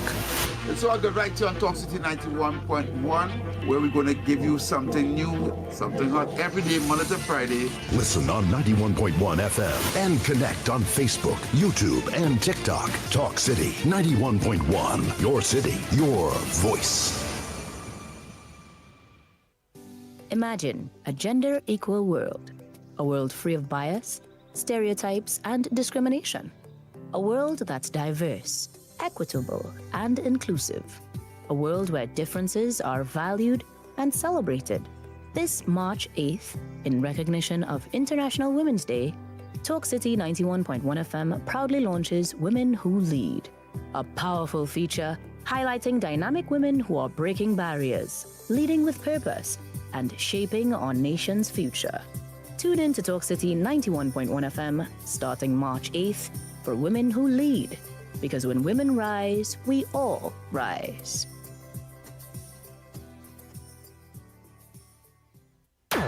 Is your business experiencing the following symptoms? Not enough customers, low sales, or slow cash flow. It's time for your business to be seen and heard by thousands of potential customers inside this new, exciting television and social media feature. Welcome. The 1020 with Junior K. Up for this exciting challenge and confident about your business? If you are, the 1020 feature is just for you. It's where you give your customers 10 reasons in 20 seconds why they should shop by you. This fun-filled feature will be captured, packaged, and aired on television and promoted on social media simultaneously. Small, medium, and large businesses call or WhatsApp 764-3378 or 313-4215. Let's feature your business. 1020 with Junior K. It's affordable, effective, and fun. You can listen on Talk City 91.1 FM and stay connected on Facebook, YouTube, and TikTok, wherever you are. This is Destra, and right now you're listening to Talk City 91.1. Keep it locked.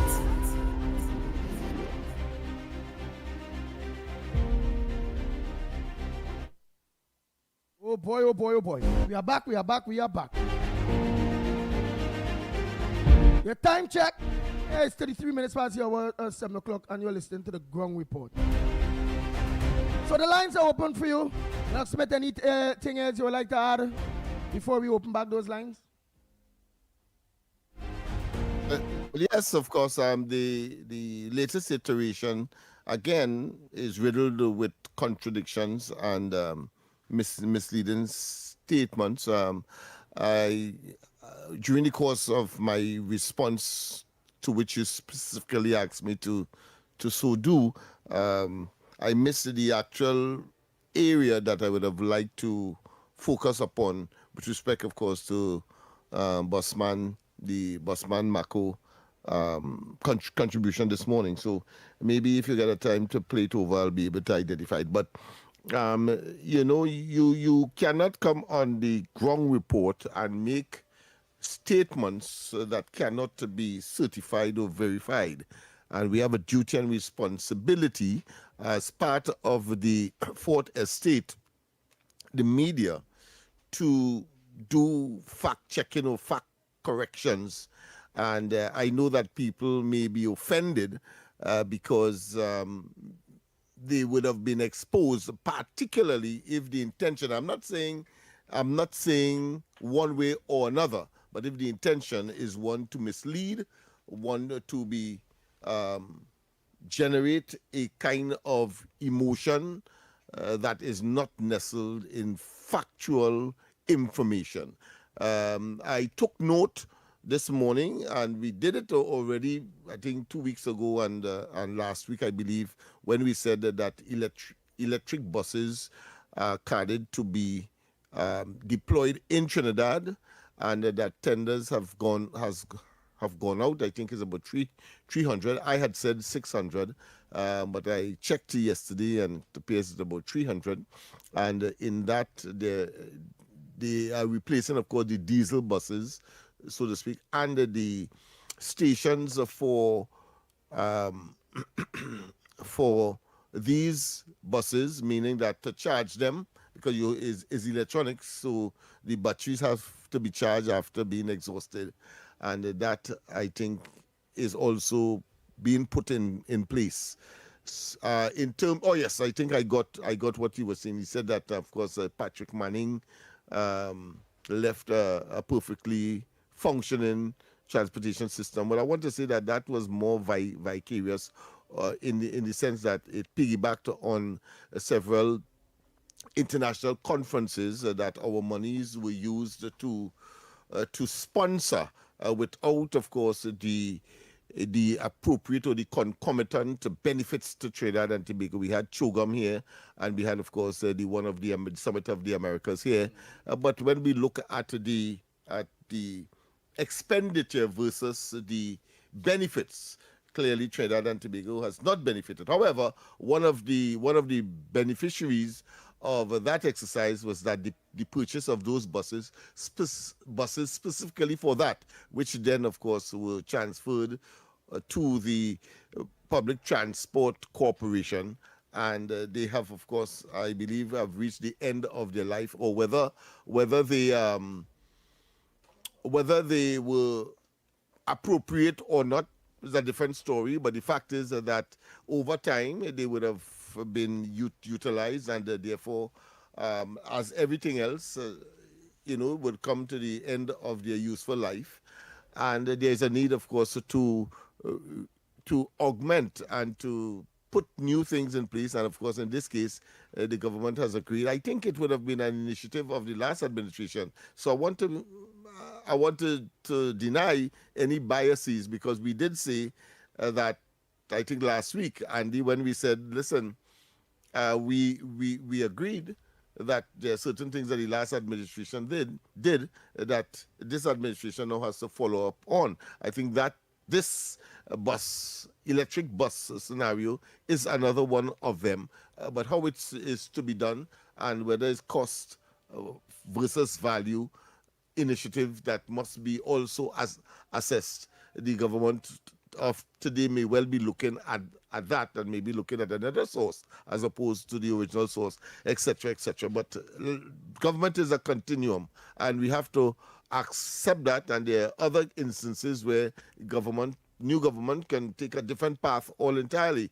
For example, Amy Brown has the audacity to say that when the Prime Minister, and I understand that she came back into the country last night around 7 o'clock, she should hold a press conference at the Piaco VIP lounge. Well, that was the style of, as I said earlier, of Dr. Rowley. This administration has a different way of providing information to the public, and you have to accept that as a fact. A new government is in place. It is not cast in stone what the PNM did, as he claims, in terms of the non-aligned movement, and that you take a neutral stance and you respect people's sovereignty, etc. And Kamala Persad-Bissessar must follow, or this administration must follow that path, because Eric William did it, and up to Rowley did it, etc. No, that is nonsense. Different strokes for different folks, and circumstance and situations may demand a different approach, and this government is on the right path. Andy, Lennox, and you. Go ahead, caller. Morning. Go ahead, caller. Pleasant good morning to you. Morning, Andy. Morning, Lennox. Morning, Snipes. Good I morning. just have some Yes. quick points here that I wanted to raise up. The thing where the issue of the fingerprint, right? I think the fingerprint is a good thing to have for the police to have on the system, whether you are a criminal or not. Because people doesn't find it hard when they have to go for your passport or the flying out or the flying in that they have to put in the fingerprint when they have to get your visa and thing until they have to use your fingerprint. So I don't see the problem with the police having a database with every fingerprint. Will it make it easier? If I'm not a criminal, and same thing as a ticket, if I ain't doing nothing wrong, why should I worry about the ticket? If I have my fingerprint in the database, why should I worry about it? I ain't doing nothing wrong. So I think if the criminals who had to worry about the fingerprint being there, I find nobody else should worry about if the fingerprint being there. Right? I agree. And you could also add on, because we must put in corrections why it is the gentleman where we want his fingerprint out. Because when you're going for a certificate of character, it will show up that you have a criminal record. So what we will do is enhance what you are saying, which is everybody fingerprints there, but they bring technology to the extent whereby when the person name come up, it will show that they are, that they don't have a criminal record. But I agree with you. So you have a two-tier system then. You have, of course, one for civilian, general, non-criminal, and then you have one for criminal, so that you can search both database, because somebody might have been lost, for example, and some print, because you want to find out whether or not they left the country, in this case maybe, and they leave a print somewhere. You can search the civilian database in order to find out. These days, of course, that technology is pretty simple. That was one of the pet areas that I would have done in my own criminology. Anything else, caller? Program, yeah. Yeah. One more thing. The thing with the HSF fund, right? I think what the lady was trying to say, what Marsha Walker was saying was really truth, right? Because I went and looked at the fund online, the Ministry of Finance as well. And they did do a withdrawal of 410 million, which equates to 2.788 $2,788 million TT dollars, right? Even though the fund went up to 6 point something. Remember, this is a fund. It have investments. And if our investments make money, it is going back to the fund. So even though they withdrew money, the fund would go up because it making money. It ain't losing money, it's making money. I don't think the government put anything into the fund, but because it is a fund and it have investments and investors making money, the fund will go up. But I don't see the problem with the government if we are under pressure taking out money from the fund. No, but they have to account for where they use the fund. But you see where they use the fund? Because again, what the caller problem was? No. They didn't say where they use the funds for, or they said the funds was withdrew from the HSF from the 410 what date? million US. That was sometime last year. It was laid in Parliament. No, it was laid in Parliament. I think Tuesday. It was laid in Parliament. All the information was laid in Parliament. Let's get it clear. Let's get it clear here. The reference is being made to the last budget, which was, of course, the just before the review, which would have been a budget that was initiated by the PNM. You see, right? I think that is where the discrepancy is, and of course nobody is clear as to whether or not it was withdrawn by the last administration or this administration for the purposes of in this case, shortfall. Subsequently. It was done under, I think, in the last quarter, between June. Okay, right. And, so it would have been for September. For the review. It's online. It's on the Ministry of Finance. Yeah. It was withdrawn then. Well, then in the last quarter. Well, then we could fairly say that it was done under the UNC government. Right, it was done under the UNC government to subsidize the budget shortfall of the PNM. The budget of the previous administration. Yeah. Okay. All right, and there's another issue as well. The money is never borrowed from the HCF. It is withdrawn. That's take out. I don't borrow. Yeah, withdrawn. Yes. Yeah, because borrowing suggests that you have to pay back, but that is not the case with the HCF. Yes. Yeah, so okay. I don't see the problem. They're taking it out to use it for the country, but They didn't. The whole thing came up because it went to court. It was going to court. The thing is when Eversley and Stuart Young sent a pre-action protocol letter to the Ministry of Finance. So that's why they wasn't bringing it to Parliament. So that's how they ended up bringing. But they wanted to know what the truth happened. So that's how the whole thing came up. Well, all of that was for Rick Lutzman. Rick Lutzman is saying all of that was based on the 2024 to 2025 budget, meaning they was just sustaining the P&M budget while they was there waiting to handle their own budget. That's about it. Okay. All right, man. And Eversley and Stuart Young raised the issue because it appears that there was a time frame within which to present it in the Parliament, and I think within the parameters of the threat, I think that the information was presented just one day before they decide to go actually to court for judicial review in the court. So I think that is what triggered this discussion. But whether people will use it for their political agenda is a different story. And I think that's where Marsha came in. Yeah. Oh wait. The next guy, I forget his name. And everybody, good morning. Andy, morning. Andy, that man who you call the boss man, that's Mr. Porter Speed. And he's going to get more disrespectful way. Time you see start taking camera, get rid of him. Keep listening to him, you're going to get more and more disrespectful. First, the boss does HGC and he got on Philip. Keep listening. He'll show his true colors just now. Anyway, more, you'll have a blessed day. I love all the show. I don't listen to Bossman. You all start with Bossman. I switch my station. I don't want to hear him because I know he's Mr. Porter Spain. Keep listening to him. I'm going to accuse him to waste your time on that stupid guy. He needs Christ in his life. Anyway, you all have a blessed day. Bye-bye. Thank you. Morning, Andy. Morning. This is Kenrick. How you doing, man? Morning. Hey, listen. I hear about fingerprint business. I have to say something. The fingerprint is this. My fingerprint is in the data of the United States. If I do anything, and they take my fingerprint, it comes up. Anything. Okay? Anything. So I don't see what's the big problem. I thought they had that fingerprint in Trinidad going on. I didn't know that they didn't have that. Way what? Only backward? They're supposed to have fingerprint. Anybody, as they get your ID card, they're supposed to have a fingerprint. I put it in the data.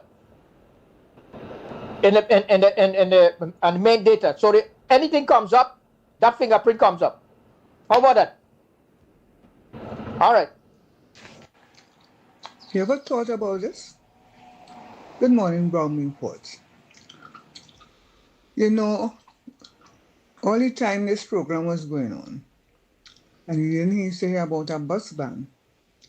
And as soon as the results came out, I think the next day or something so, we had this person on the show by the name of Busman who started complaining about PTSD. I find that very strange. Have a good day.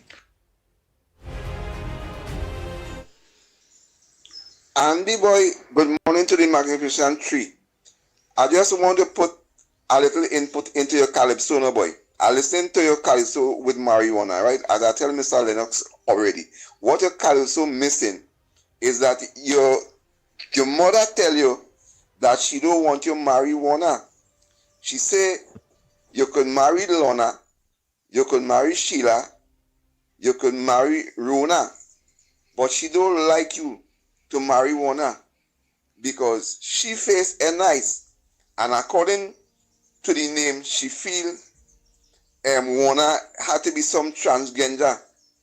So she want you to marry a real woman, not a woman who is half man and half woman. So that's why she telling you. She don't like you to marry Warner. She want you to marry Lorna, or marry Sheila, or marry Rona. and left out Warner. Right? She don't like marijuana, for you to marry Warner at all. Because that is a transgender. I want you to find a room to put that in your calypso. And I feel you will have a real boss at calypso.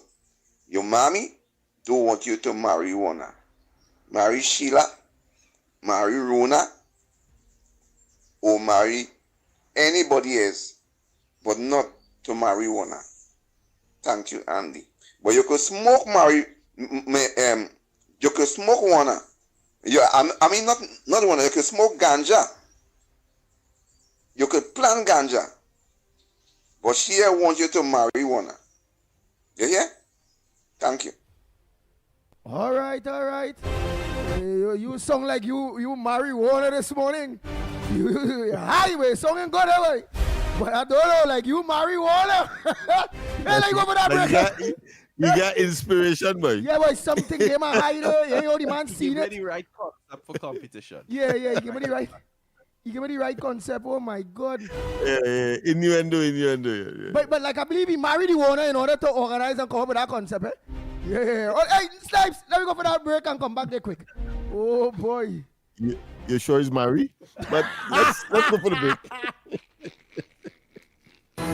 Your news, anytime, anywhere. TTT News brings you the facts that matter most. On air and online. More ways to stay informed. TTT News covers the stories that matter. Join us nightly at 7. TTT News. Committed, accurate, relevant.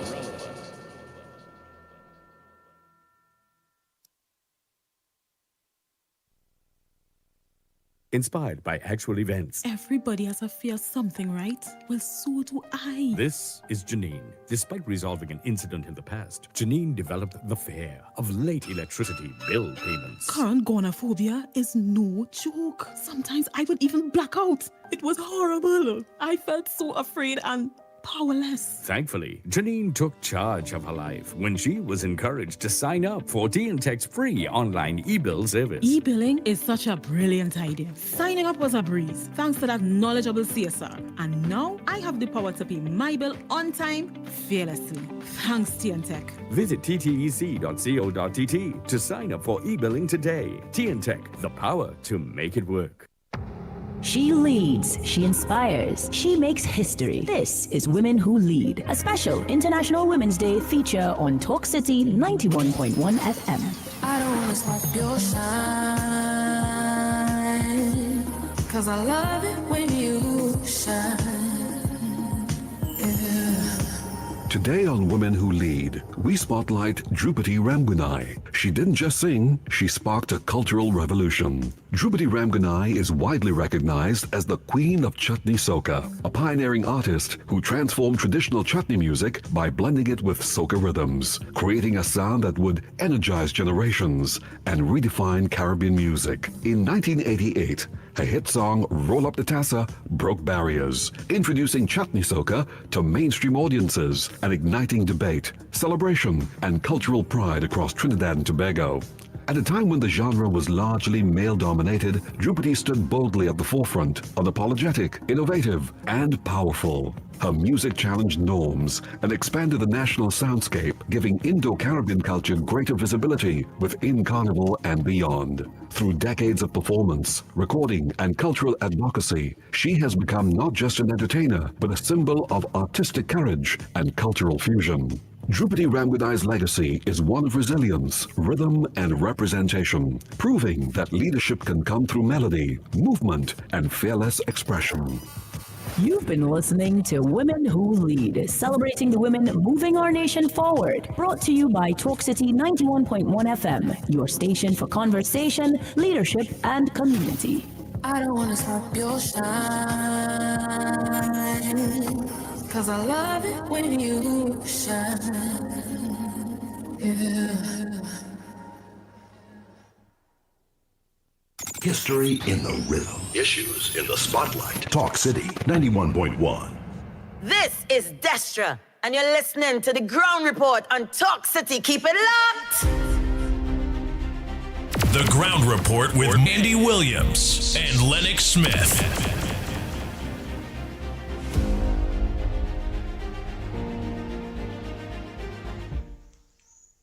morning to the Magnificent Street. Andy, I hear talking about a calypso where you're singing about marijuana, right? But you're missing out some little parts in it, as I tell Mr. No, I Lennox don't play that. already. I don't play that. What I would like you to... Don't play that. Next one, quick. I just want to finish off these things there before people start to quarrel. I have a lot of voice notes there. Oh boy. Let's finish off these voice notes and them there quick. Good morning again to you and to everybody. You hear the bias? Manning had the best service. For 10 years, Rohan Sinanan sat down there. And you in here, busman, criticize Rohan Sinanan up to now. But you hear him talking about Zakur. Zakur and them inherited a rotten bus service. Because this not going on now.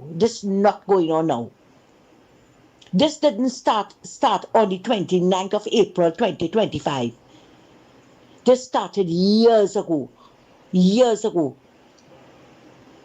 And anybody traveling on the buses, including myself, would tell you what it is used to be going on. How long we had to wait for an Arima bus. Sandy Grande bus don't pick you up to drop you in the Kwesi, right? The San Fernando buses and all these buses are coming irregular. Right? It's years of hearing people talking about when they're waiting in Chaguanas for San Fernando buses, they're not getting it. And you coming now like a mocking pretender. You see the advice that you give Lennox? You should practice it. Practice what you preach. The bus service has been deplorable ever since we know about it. You talking about in Manning days. That was 2021. Sorry, 2001. Look at how long. And you come in and you never heard a word about Rowley's government and Rohan Sinanan. Not even under this man, Fitzgerald Hines, when he was first the Minister of Works and Transport. Not a word in English. But now you're talking, you're a linguist. You're a linguist. In all languages you're talking it. You keep threatening this government, busman, and you keep threatening Mr. Zakur.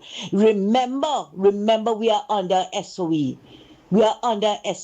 And when you see they take steps against you, you're going to want to cry foul. Okay? But I told you already, you have no credibility. None whatsoever. All of a sudden, you down Eliza. What is the man taking mother white foul? It had to be something so. Oh, come on, man. Try a little honesty and people might accept the nonsense, really, that you're talking. Busman, you have no credibility. You coming to talk of Manning bus service, not a word about Rowley and Rohan Sinanan bus service, but you're coming to be down on Eliza Crew. It is as though he took away all the buses and he have it so. He not running the bus. You remember the administrators that running it? You see what I told you this morning, Andy, about Jesus taking the wheel? Heaven help us. Thanks a lot. Morning, everybody. So I haven't been able to hear the show much this week, and I definitely haven't commented. So I just want to put in one now regarding something you all touched on. So the politicians in Tobago, the opposition, are clearly fear-mongering and riding the wave of fear around global events, what happened in Iran, to score political points. You're going to get a lot of that. And you're going to get a lot of fear-mongering from people in the rum shop and from people on places like Twitter. People who have allowed themselves to become useful idiots, meaning they are absorbing lies and then dispersing it, spreading it. And the shining example we had was Busman and the closet communists regarding what happened in Iran. Because they hate the US and they like Iran, they're going to spread propaganda. They won't talk about the 30 to 50,000 people that Iran killed in January. But they'll talk about a school being hit, but they won't say the school was on a military base, deliberately as a human shield, right? That's what they're going to get. And you're going to have to look into things more. Everything you hear, every little piece, break it up and dig into it. Otherwise, you can fall for a lot of lies, basically. I mean, this week I heard the busman talk about I'm glad that he's going back to buses. I think he should fully be back on his bus thing. I support that 1,000%. But he said something. He said, well, the reason why the buses ain't working now is because it's Chinese buses and China cut us off from parts. No. You just need to talk to Clive Nunez. And Clive Nunez identified that the problem with the PTSC is they stopped buying German and Brazilian buses and they started buying Chinese buses, which are not good. And the way the Chinese actually operate is they don't make spare parts. Every single part that they make, they put into building a new vehicle because their intention is to flood the market, right, and capture the market. So they don't want to deal in spare parts. They will sell you as many cheap buses as possible, and it's you to catch after, right?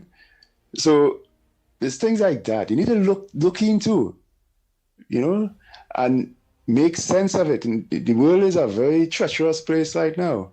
If you just get your news on Twitter, you're going to be misled because there are going to be people who are being used as useful idiots, as weapons of war, literally, to destroy the Western world from within with propaganda.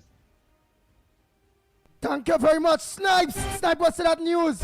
8 o'clock news here with you. TTT.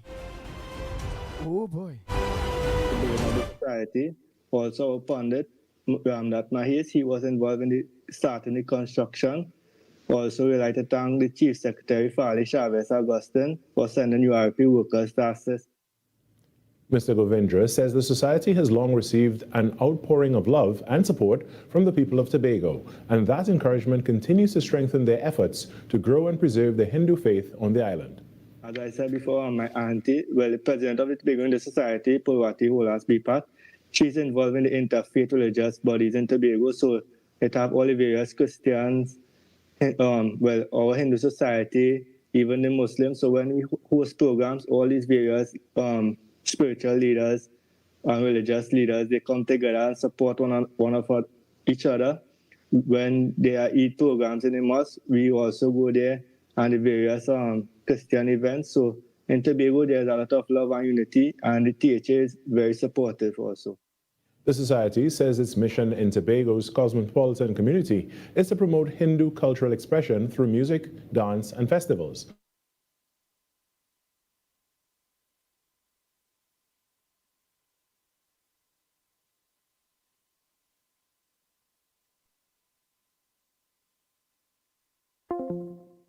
Development, Dr. Kennedy Swaratsing, who made the remarks while addressing the TNT Chamber of Industry and Commerce's Catalyst Conference on Wednesday. During his address, the minister said SMEs can help move the carnival creative sector to the next level of economic viability. By bringing together creative entrepreneurs, investors, policymakers, and industry leaders, initiatives such as this create the foundation for a more organized and sustainable carnival economy. With the right investment, infrastructure, and policy support, Carnival can evolve from a seasonal event into a continuous economic platform that strengthens our global cultural brand and support creative SMEs throughout the year. He noted that these SMEs will benefit from government's digital transformation initiative. Technology will also play a critical role in supporting this transformation. Digital platforms now allow businesses to reach international markets, distribute content globally, and engage customers in ways that were previously impossible. Data analytics, e-commerce platforms, digital platforms, and online streaming have become essential tools for modern enterprises. Dr. Swaratsing said the digital transformation of small businesses will also have an economic benefit for the entire country. In some sport news now, interim head coach of the Trinidad and Tobago national football team, Derek King, says he is focused on continuing the progress made under former head coach Dwight York. King made the comment when asked about the displeasure expressed on social media by members of the TNT public following York's departure. TNT is set to depart for Bolivia today, where they face the South American team in an international friendly on March 15th. You know, social media, this is life, right? Some may like the decision, some may not like the decision, right? But we here to do our job. We want to do it to the best of our ability. As I said, you know, we want to build on what Coach Dwight did with the team for the past few months. And I think, you know, we are good players. We have good quality players. We have players that we still looking at who showing interest with parents who born in Trinidad, with the grandparent rule, and we'll be working behind the scenes to get the best possible team to represent Trinidad and Tobago. And that was your TTT News Update. I'm Carrie Roberts. From the entire team here, have a great day.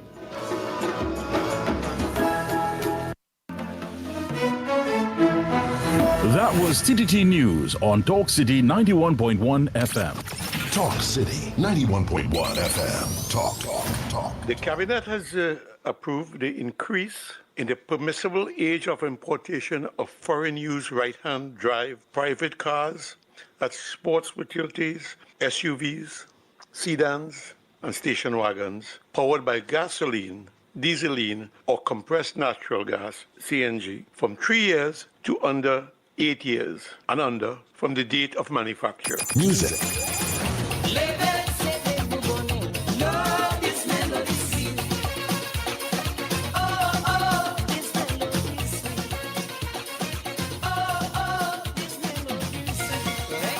Culture.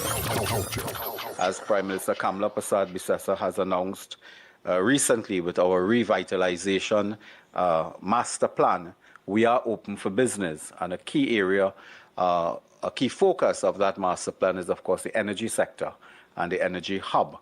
And we will be open for business, not only for Nutrien, but for all other players that wish to discuss their investment portfolio with us. Engaging conversations, latest news, our music. This is Talk City 91.1 FM. Dreaming of a place to call your own? The Land for the Landless program could be your first step towards that future. Applying is simple. Visit www.lsatt.com or the Land Settlement Agency's official social media pages. Carefully read the application guidelines, then complete and submit your form. Remember, all applications must be submitted online and no applications will be facilitated at LSA offices. Need assistance? Free in-person application support is available at 5 application hubs, including the Arima, Lisa's Gardens, My Tower, and Tarodale ICT Access Centers, as well as the BPTT Mayaro Resource Center. You can also access computer services at any ICT Access Center across Trinidad. For additional information, email lflp.lsa@gmail.com or call 299-0795 extension 3482, Monday to Friday, 8 a.m. to 4 p.m. Opportunity today, a home tomorrow. You have until March 24th. This was a production of the Information Division, Office of the Prime Minister. This March 8th, in celebration of International Women's Day, Talk City 91.1 FM proudly presents Women Who Lead. Imagine a world free of bias and discrimination. A world that's diverse, equitable, and inclusive. A world where women's achievements are celebrated and their voices amplified. For over a century, International Women's Day has championed gender equality, and the journey continues.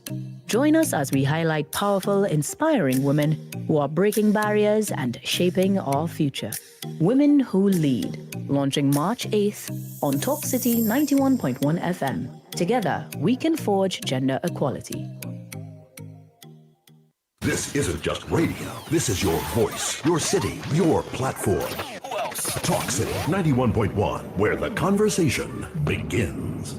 This is Destra, and you're listening to the Ground Report on Talk City. Keep it locked! Oh boy, oh boy, oh boy, oh boy. We are back. Time check. It's 8 minutes past the hour. After 8, yes. 8 minutes past 8. And you're listening to the Ground Report right here on Talk City 91.1 FM. And you are viewing us. Yes, you're viewing us too. And listening to us on our several social media platforms. Real Media TT on Facebook, Real Media TT on YouTube, Corridor Transformation on YouTube. 648 television on YouTube. The Ground Report on YouTube. Closer to us at Talk City, 91.1 FM on YouTube and on Facebook and on Twitter. Okay, go ahead, caller. Officer, go ahead, officer. Morning. Yeah, morning. I want to clear up something with the ruling of the court with the fingerprint stuff. Yeah. Now, when you are charged for an offense, your fingerprint is taken and you're on a database with either a matter pending in court or a conviction or whatever, right? However, when you apply for a certificate of character, your fingerprint is also stored in a database and it could be used to help solve crime, which have been done in the past. So by you didn't get charged before, you went to apply for a certificate of character, and then they compare your fingerprint to some print they find on some crime scene, you could end up getting charged. And that has happened in the past, right? However, when I now remember in 1990, after the coup, right, most of the fingerprint data they had was destroyed because of that. And they come back and they started to build up the database based on the people applying for certificate of character. They store these fingerprints. So it is being used to solve crime, right? But in the court ruling, when you get charged before the court and you apply for a certificate of character and you go for it, it'll show up on the data that you have a matter before the court or you have a conviction if the case is finished. But many times the police and them don't update the data which you're supposed to do. And you could be waiting to get a certificate of character and that data is there and they keep telling you, well, we can't give it because we still checking to see if you have any conviction and them thing. So I used to advise people when they come to me with them problem to go to the court and pay for the court filing on it, the extract, and take it to them, which making you spend more money now. One, you have to go to the court twice to get it because you have to apply and then go back and next day to collect it. So it's more money you have to spend. So what the court ruling actually did is saying that the police is responsible for destroying the records when the case is determined. That don't mean to say that your data not in the system, It means then you should not be showing up that you have a matter pending in court, or it should be showing that the matter was dismissed. You understand? So you wouldn't have the onus to go and prove anything. So that is what this is about. But your fingerprint, now if you never went for a certificate of character, your prints would not be in the data, right? Your prints is only in the data when you go for a certificate of character or you're charged. You understand? Okay. So it's how people could live in Trinidad and die in Trinidad and they was never in the system. They're never in the data. But it's very hard to break the data, especially if it is you have to get most things now, you have to get a certificate of character for a job. Exactly. For a visa, that is why, okay, look like in America here. I will be in the data because I was naturalized. I had also to go through the biometric and thing where they take my fingerprints and that kind of thing. But it have people who living in America here. They would never be in the system because they never had anything to do with biometric and thing. You understand? Mm-hmm. So yes, I am in the system. Like if they only had to punch in my name right now, and they can know everything about me.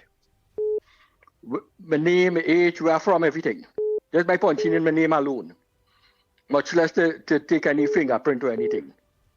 They can take my ID card, as they snap it, they can get everything about me. And that is what the data system is about. That is where the new system is about. So we have that technology here. That is how it is. It's just the police need to keep upgrading the system. As in, if somebody's not charged, upgrading it, they will not charge, they win the case and them things. Yeah, they just have to remove the charges from the system and give them a clean bill of thing that they didn't have no charge pending and they never had a conviction. Okay. That's what it is about. And now the police supposed to do that right here because that is part of the police work. But they have not been doing it for years. Although they say that they upgrade the system and they computerize it and all kind of, but they're not doing it. And this court ruling now make it law. So it is law. And if the police don't do it now, they disobey any law. You understand what happened now? Yep. Right. So the police can be held accountable for breaking the law to now. If they will ever do that. Okay, so the police should be held accountable for not updating the system because they're breaking the law. They're breaking the law because it's a court ruling now. Okay. You understand? Okay. So it is a court ruling and it is law now that they have to remove these matters when it is completed and it should not be showing up in the system no more. Right, but does the police have an arm within the administration of police to keep updated with cases and who lost, who win? Let me put it this way. Every police station have what they call a clerk. All police stations have their record books on them, right? When they charge somebody, these things have to be updated. As the case get postponement, they have to keep updating it. That the charge book, that the case book. No, it's the computerized system it's supposed to go on to, right? But what happening is that, like, what is happening in the past? The police working in the station, they update their own record when they go to court. They get the record updated in the station. Now, when the police officers then visit, they should pull their books to check to make sure all these records are up to mark. You shouldn't have a postponement out, like your case was this week, last week. You shouldn't go in the station this week and see it have a postponement for last week. It's supposed to be upgraded to the next date. It's gone too. Right? But police have not been doing that. That is the problem that they're having. And because they're not doing it, you can't get proper record from the records in the police service. So this will force them to update the record. Okay. You understand? Okay. So it is forcing them to do the work, basically. Oh, so in real, what the magistrate or the judge really said there is here where it is. Why all the officers clean the people record. All they know the case drop, do all their work, clean it. Don't be only have them coming for extract on we side there, thing. No, they do all the work. That's what it's saying. No, but and he put yourself in the position of a person who had a matter that is dismissed. Go on for a certificate character to get a job. Now you don't know it, they take months to get that, right? And here it is now, every time you go back, they tell you, well, they're still chasing it because they see that a matter pending showing up. And you know the matter dismissed. And you don't know that you could get exactly. Yeah. And you had to take the onus on you now to go and get a court extract to prove to them that the matter was dismissed. Wow, that should be, that should not be on you. That should be the police service supposed to have that up at the fingertip. That should. Just think about it. How many people is going to court? And you hear the prosecutor telling the magistrate that they object to bail because the person have not been traced. Why the onus is on the person to have their thing traced? The police supposed to trace. The magistrate should not accept that. Once you charge somebody, you're supposed to trace them one time. Understand. You understand? You should, a man shouldn't be going to court and then the police using that excuse. Well, we object to bail because you have not been traced. That is not fair to the person. You understand? And then he had to be going to jail when he should have been getting bail and being outside. That is true. So a man is innocent until proven guilty. Exactly. So I am glad that something is finally being done. And people must understand. I'm glad too that they put in the laws of the land online so people could read it and understand the law. I know plenty of people wouldn't be able to understand it, but at least they could ask people for advice on it. And the system needed to correct itself now. So I'm glad that the judge did that, and I hope people understand what I explained to them. All right, thank you very much. Very good welcome. explanation. Very, very good.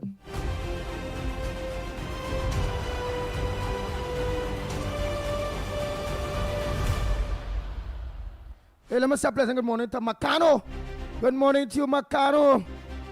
Oh boy, go ahead, caller. To be mobile. Oh boy, next caller. Go ahead, caller. Morning. Good morning, Andy and Lennox. Lennox, what happened to the night program, boy? You tired? No. We'll be there. You'll get 2 for 1 soon. Right. Good morning, Andy, Lennox, director, everybody listening to the program. I want to put my foot in Al-Rari's shoes there, and I'm going down a wrong road there. And I want to find out why he wants to know and he's questioning the list. All I want to know if that list has anything to do with the Interpol watch list. Because if we have, and the Prime Minister has always said that, particularly when Maduro was taken to America, she said, only watch out. All you're going to see, senior government official in CARICOM might have questions to answer, and respectable people. So is Mr. Big on that list? Is the pedophiles and them on that list? Are all the people who money launder it because the JJ, they are coming for you. No, the frightening thing, I hope the whole of Trinidad listen to Sturge interview with Vashi Tiwari. That was a telling. You imagine we have Fitzy had a 360 radar system. It had blind spots. It had blind spots in Sandman area. It had blind spots in Calibil area.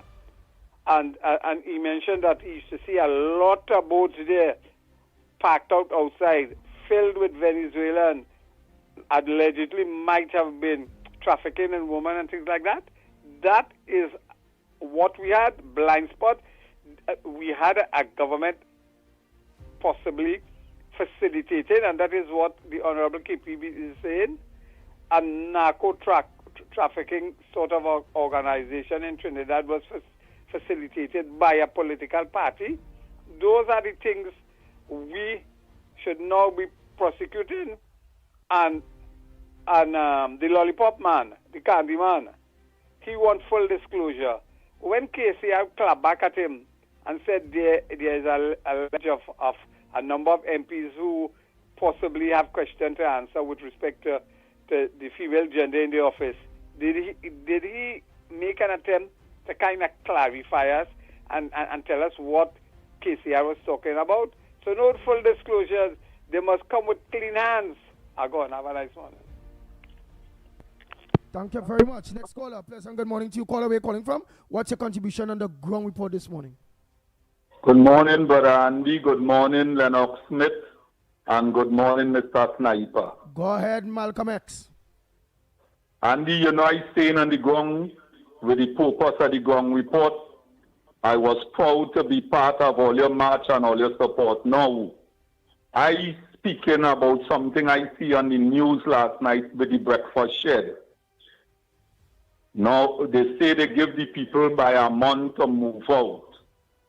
I only hope the breakfast shed didn't go through the same thing as what Manu and them went through at the Mecca and what the people went through on the mall. Up to now, they're still going through on the mall on Queen and Henry Street.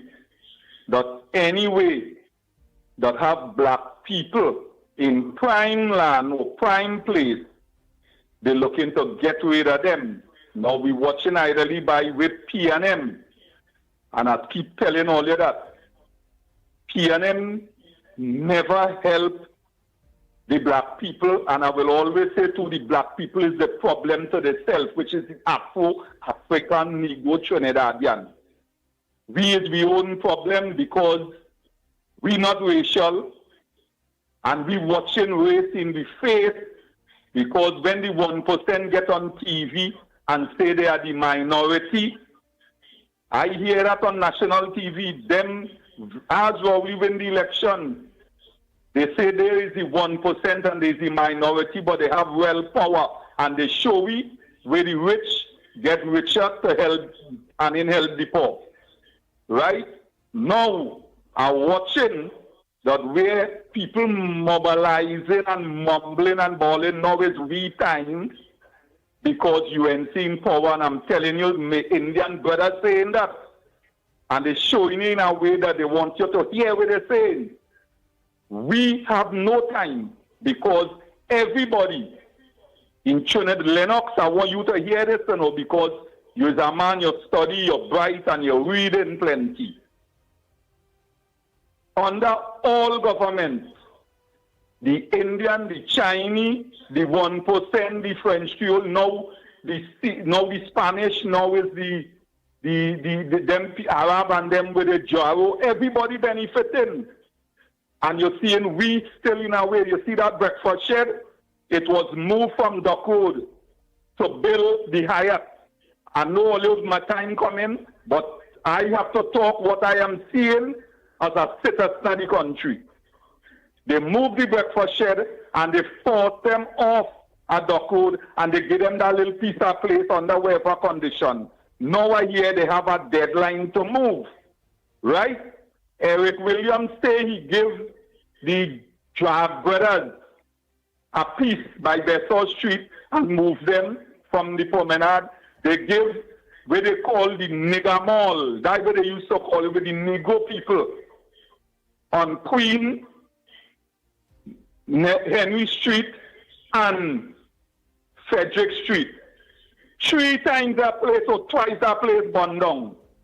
Up to now, nothing can go there for black people. So what I am watching at the Pan place in Macoya there, Rowley and them looking what's the gateway. All you, I am feeling that not everybody eyes closed to see what's going on. It's time. It must be shared equally. Just as how Caroni Limited been represented under all government to get where they're getting, I figure it's time. Well, I ain't too okura with the whole breakfast shed issue, but I think breakfast shed is under Udicott, which is under Jolene John. So you and Jolene John real good. I think you and Jolene John real good. Yeah. Listen, under Jolene John, far as I hear last night on the TV, some lawyer and some next man who representing them had some press conference yesterday, and they say they want to meet Ms. John too. And I know Jolene John, the Queen of Sheba, is an across the board woman. Where the right is right, and I will say that. But they say they write to the board, they write to this one, and they're not getting no response. Hear what I am saying on the ground report as a member of the ground. The people there, don't move them, and all you have other people plan to go there, like all you do Manu and them down with the Mecca, because they give Manu real pressure with the Mecca. Have Joe Young about, Nunez and them was it. That was for culture show. And they take it, they gave him pressure, he couldn't get a road, he couldn't get nothing, they gave him real pressure with our land. Till he had to end up turning it over to some kind of half Chinese or whoever it is gay. Now it have movie tongue, it have with price mat, it have all kind of thing they know. And Abu Bakr stand up for them land. They move Starlip off on our next land. So if all the prime place, black people mustn't enjoy in this country, and they bring we here as slaves, all your enough is enough for now. Right, I gone.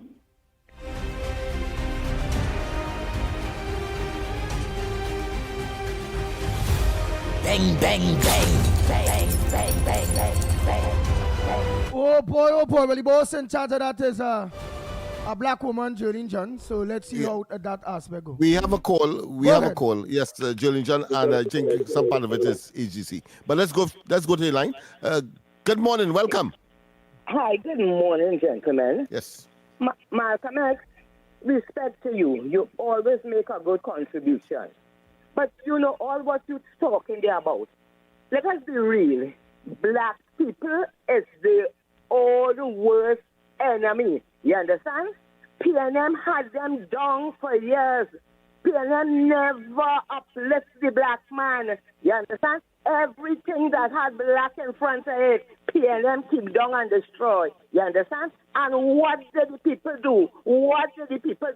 They never stood up for their rights. when you see people are being taken advantage of or oppressed, you have to come out in the streets and have massive demonstrations and fight for your rights, right? Did any black people in this country ever fight for their rights when PLM was oppressing them?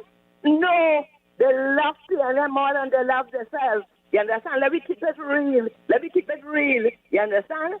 PLM guys, the people are responsible for what PLM did them. And that's what the breakfast said. You running a business. How you expect to run a business? And you don't pay light bill. You don't pay your rent. You just walk in a building there for free. It don't work so.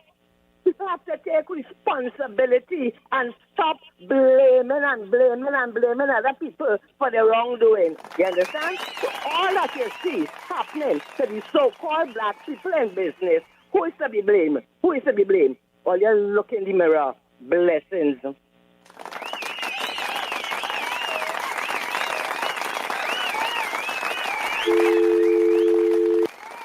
We have another call? Take the next call. Yeah, let's take the next call. Let's take the next call. The arguments are very, very potent. Good morning. Good morning. Yes. Just lower the gadget in the background. Papa. Okay. Go ahead. Good morning to the Magnificent Tree. Good morning. Mr. Lennox, I hear they're talking about this breakfast shed and thing. But you see, we Negro people, we have a real problem, boy. I don't know why, because as a young boy, 22 years old, I was working down shag pulling material for one Winston Samuels thing hardware, a wholesale place. And when we used to go in there, it had a lady named Patty, a red-skinned Negro lady, used to be selling cow heel soup. Those days you're getting a nice bowl of soup for $5, Mr. Smith. Right? And this lady used to make real money. And we used to go also on the wharf in Port of Spain, because in Shag we used to pull lumber. And in Port of Spain we used to pull like Amorites and Luvas frame and all them kind of things, right? So Negro people was always in this business long time selling food. So I don't know how now they come in and they can't pay rent and that kind of thing.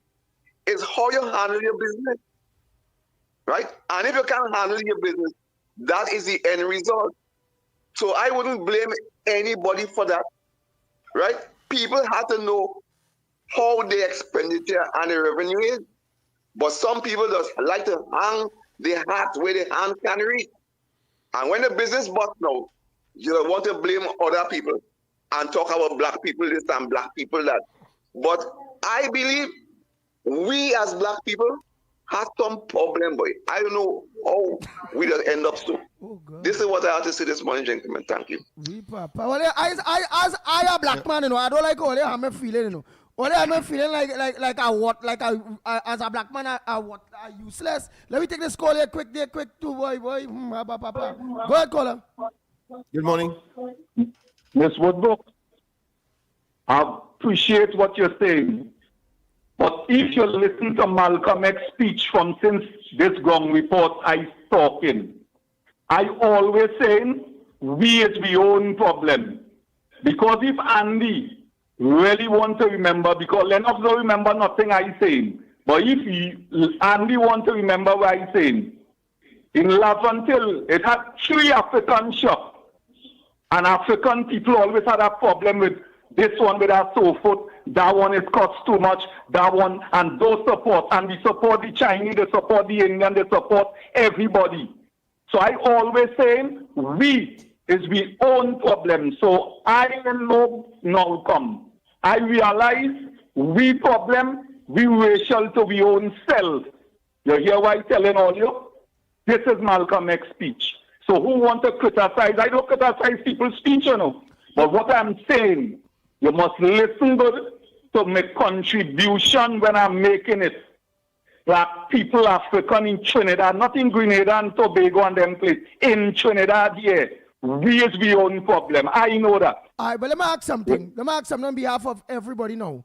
right? Because Go ahead. the issue is the breakfast shed, and they have a time they have a time limit to leave. You did mention places like the drag malls that burn down and all those various things, and black people and having a problem in having prime property and all those various things. The breakfast shed is a prime property and they have to move. Reason given that they have to move is because they are not paying their rent. They ain't paid their rent for years. They ain't paying light bill, nothing, years and all those various things. Go ahead. Andy, last night I hear one of the ministers saying that the people say that they overpay some light bill and all.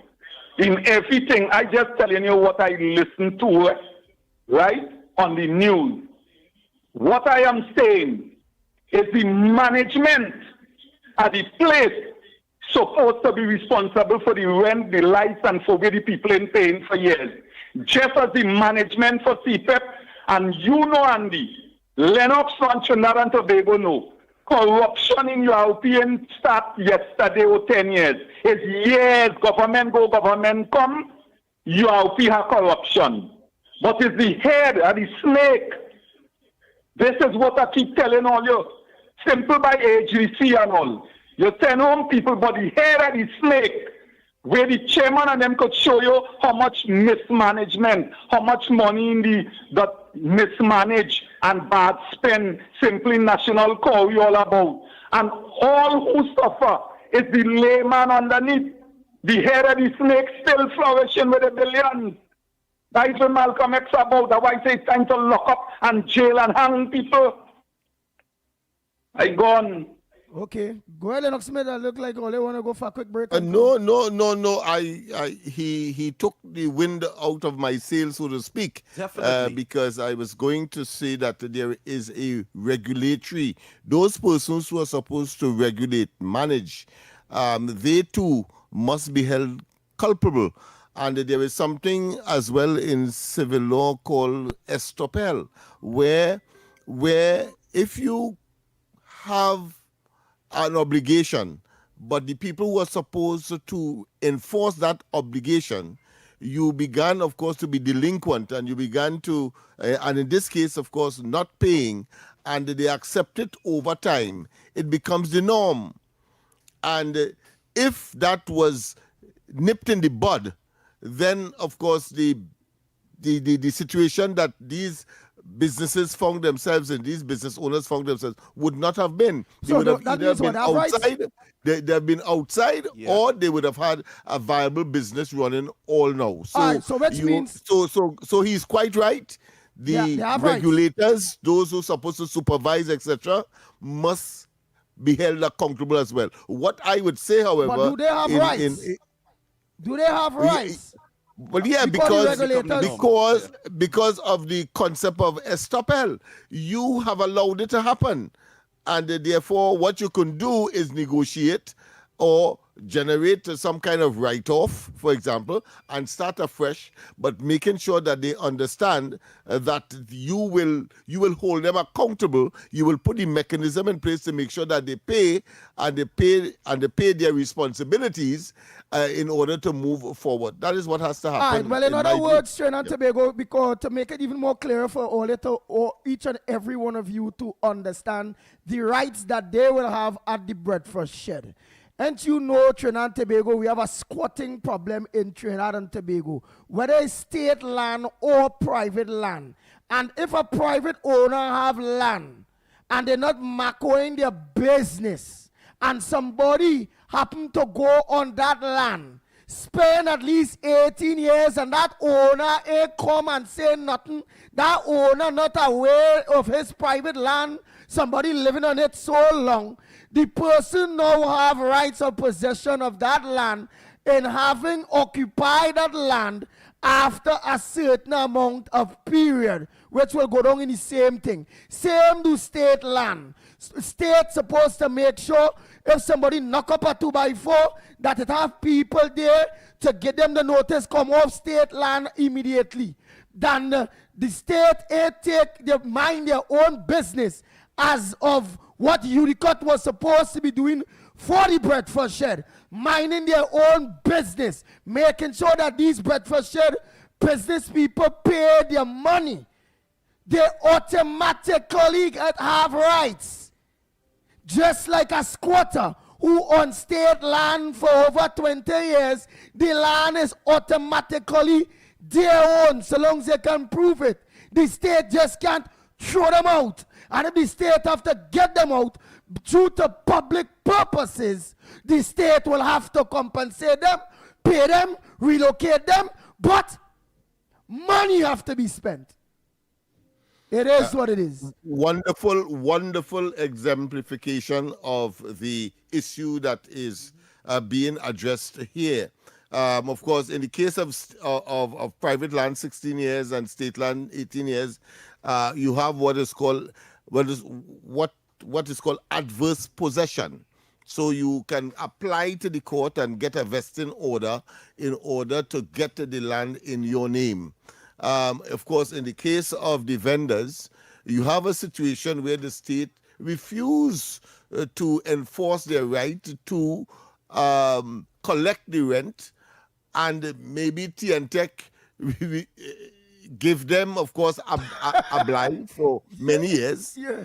And now you want, after the horse has bolted and out of the stable, you're looking, of course, to try to grab at straws. No, you have to be humane. You have to be considerate. And one of the ways that could be remedied is simply write off the whole process, start all over again, and make certain that you implement your part of the process by you doing your role as the owner or the landowner, or as the person who is responsible for the infrastructure and providing accommodation for these people at that very, very valuable spot. So their lawyers, their attorneys will have a very, very, very strong case in the state just throwing these people out, you know. Yeah, public opinion as well will be in favor of our good friend as well, who has taken up the case as mentioned earlier.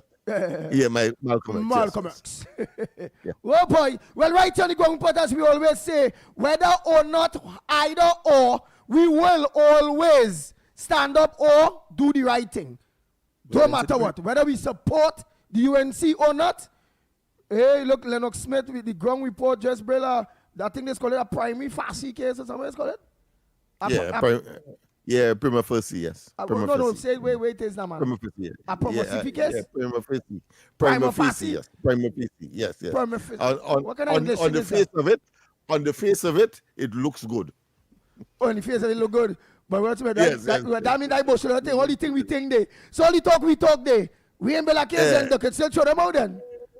Because on the face of it. On the face of it, we have a case. But let's go for the break. I would like to build a prima facie case. Let's hear. Yeah, he's built up a case to go for the break. Thus, it would reflect that I'm not doing my job. So I would just like to build my case. Everybody come legalistic, boy. But let's go for the break, and when we come back more on this edition of the Ground Report. Imagine a gender-equal world. A world free of bias, stereotypes, and discrimination. A world that's diverse, equitable, and inclusive. A world where differences are valued and celebrated. This March 8th, in recognition of International Women's Day, Talk City 91.1 FM proudly launches Women Who Lead, a powerful feature highlighting dynamic women who are breaking barriers, leading with purpose, and shaping our nation's future. Tune in to Talk City 91.1 FM starting March 8th for Women Who Lead, because when women rise, we all rise.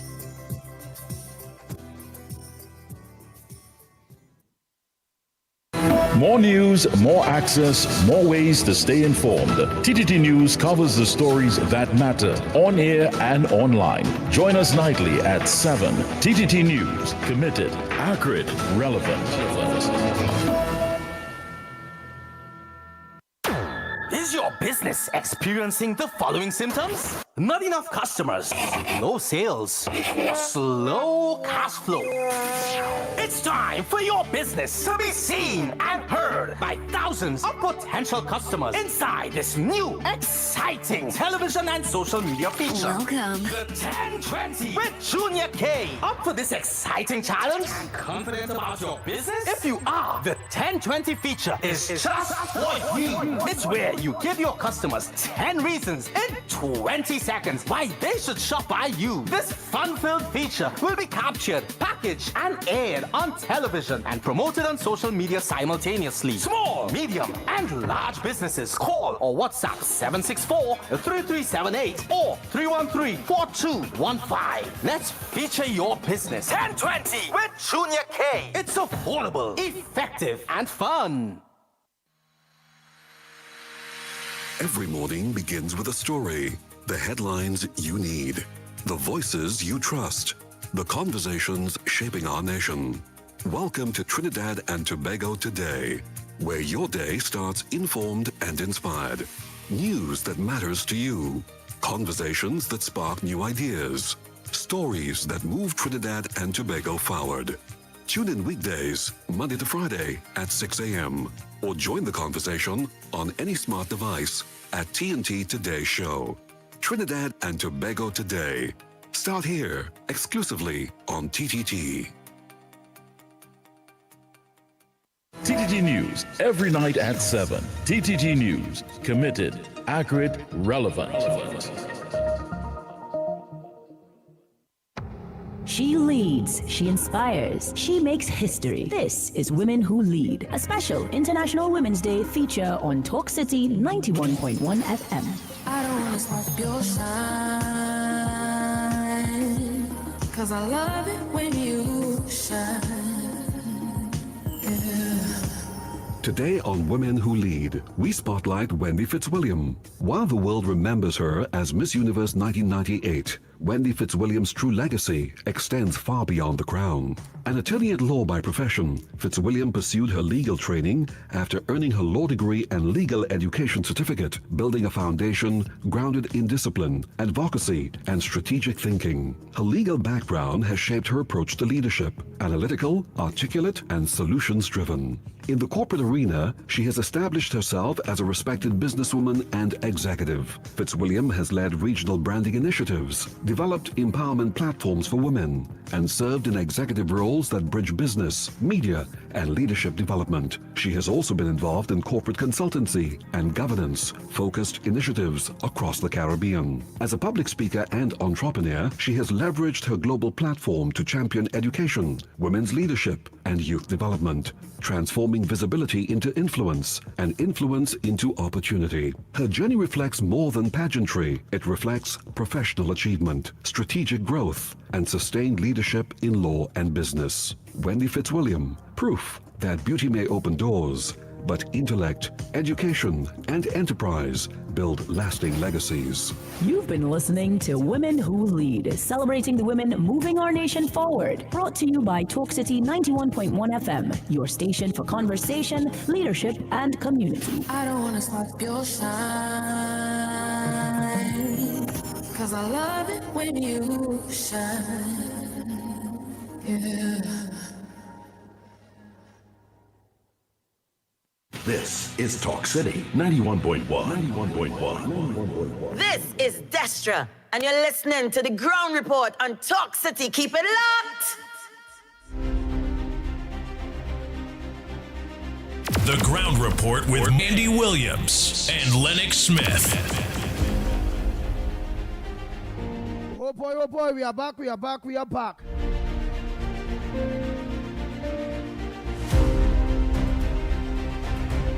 Malcolm X, so you have a business renting and you don't know you have to pay your bills, you contracting yourself?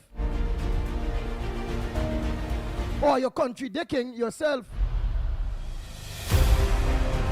While Lennox Smith is making excuses for delinquency.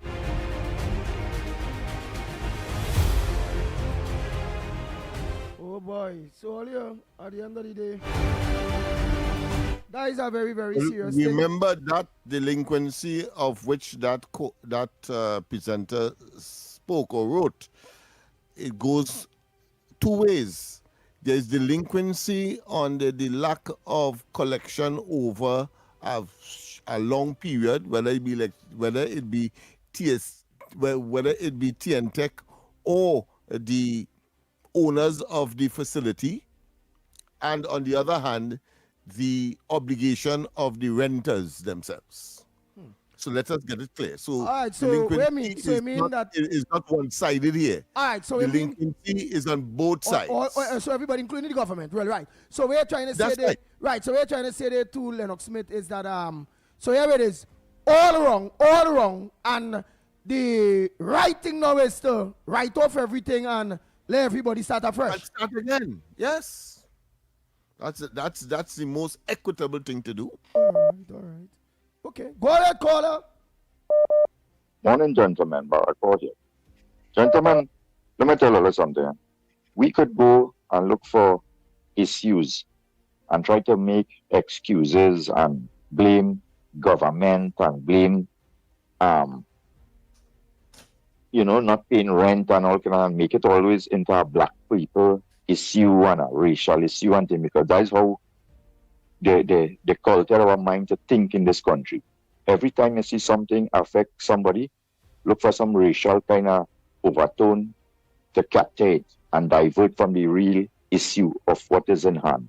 Now, when you had to look at this thing from the genesis of where it started and where we are today. Look where we are today. A country that had so much wealth was in a nice place where we had every single thing done given to us. We didn't have to diversify and look for agriculture. We didn't have to look for technology or nothing. We had all that. They gave us all that. And we didn't know how to manage it and where we are today. From the time we became independent and we was governed by this government, and you look at the prison, you look at the homeless situation, you look at the people who live in HGC houses, you look at the people who were having children and not taking care of them, and it started small and it continued to grow and grow and grow. We had our Prime Minister come and make a public statement. He understand and he see that how the African people or the black people in Trinidad and Tobago not doing well. And now we reach a point now where things are so out of control that we're looking to blame everything else but ourselves in acknowledging a culture that has grown into something now that has been look embarrassing. And we're trying to look for excuse to blame everything. But these people and the grandparents of the people who made the children and didn't install culture and behavior and responsibility in them. These people come and make these children that we're dealing with now, who is looking at each other and killing you in broad daylight, shooting each other, following up, invading people's homes and all this kind of thing like that. And we're looking for excuse to blame everything else. What now you would say about the other set of ethnicity in the country that move on and elevated themselves and have become respectable, responsible, and life going in a different direction for them? Where is the Kafra Kambon and all these people who does portray themselves as savior for African people when they see all these things happening from ancient days now to now? They didn't have no opportunity to intervene and say, hey, here what, things are looking good. We ain't looking good. We need to try to culture ourselves differently. Let me ask one thing, because I kind of get Go offended with one thing there, because you qualify, that's how I take it. Maybe somebody else will take it different. You qualify, well, the less fortunate in our various brackets, and then you qualify others who send the children to school, get education, move out from that bucket and all those various things in a higher level, right? What about if I qualify now to that those real highly educated people that move out from those brackets there, they ain't doing the home invasion, the this, the that, whatever it go. But most of the white-collar crime and corruption is them doing it. They get so bright that them doing worse. Well, to me, it's the same thing. A man kill somebody is the same thing to a man that thief and we are $100 million and get away with it. So how about if I qualify that those people that went to school to are doing heinous crimes to the country, but not the home invasions and the killing and the blue collar versus white collar. Yeah. What about that? Let me hear where's the take on that. Let me tell you something. In every society, crime plays a big role in it. Every society, no matter how perfect a country is and how perfect it is run, crime is an industry. Crime is a government on its own. So the opportunity would always be there. But if you, as a person who in charge and govern a country and cannot distribute and let that country grow in a way that you limit the opportunities of people being so distantly apart. Like to say it have extremely rich people and extremely poor people. And then you culture in that extremely poor population to say it's okay to be that way. We will support you. We will continue letting you be down that way. Like the CPAP issue here.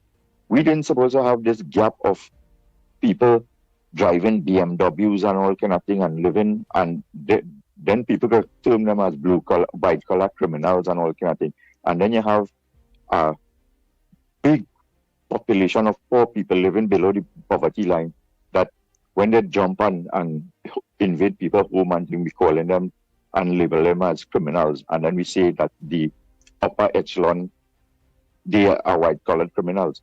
Is that divide that governance creates that would say, hey, here, what is okay to be a white-collar criminal, but it's not okay to be a poor man committing a crime and all these kind of things. So unless you cannot bridge that gap and say you need to create a middle class and make that, you see that term with our money make about the rich have to get richer that is come like you encouraging white-collar crime. And it is okay because it comes from the government. It comes from the hierarchy. So when the poor man seeing that, or you telling me that I have to remain poor for I to survive, it comes like we accept white-collar crime in the country. And then we want to say that a man that invade somebody home or a man who thief something to survive and think he is so bad in society. And that's what people have to wake up and understand. When you see you allow people to lead you and to guide you, and they're guiding you in the wrong direction, but making you feel that them is your savior. We didn't suppose have so much people dependent on living under the poverty line in Trinidad and Tobago. Why they are billionaires? You just hear the kind of money these people will be talking about, like if it's pocket change when you see them mentioning a million spent in this and a billion spent there. And then you have people have to survive on a $60 income to mind 5 children and all this kind of thing in this country. And that's what people have to wake up. Look at who is guiding you. Look at who is the people who you're looking up for support from. And then ask yourself, would they like to live how you were living? Would you support somebody who, for years, they are on controlling you, controlling your lifestyle and guiding you, but they would never one day want to step in your shoe and come to the reality of where you are as a citizen in Trinidad and Tobago, and then you go back and you support them because they're telling you here how they could fire 30,000 CPAP people. We didn't suppose to have 300 CPAP people working in this country.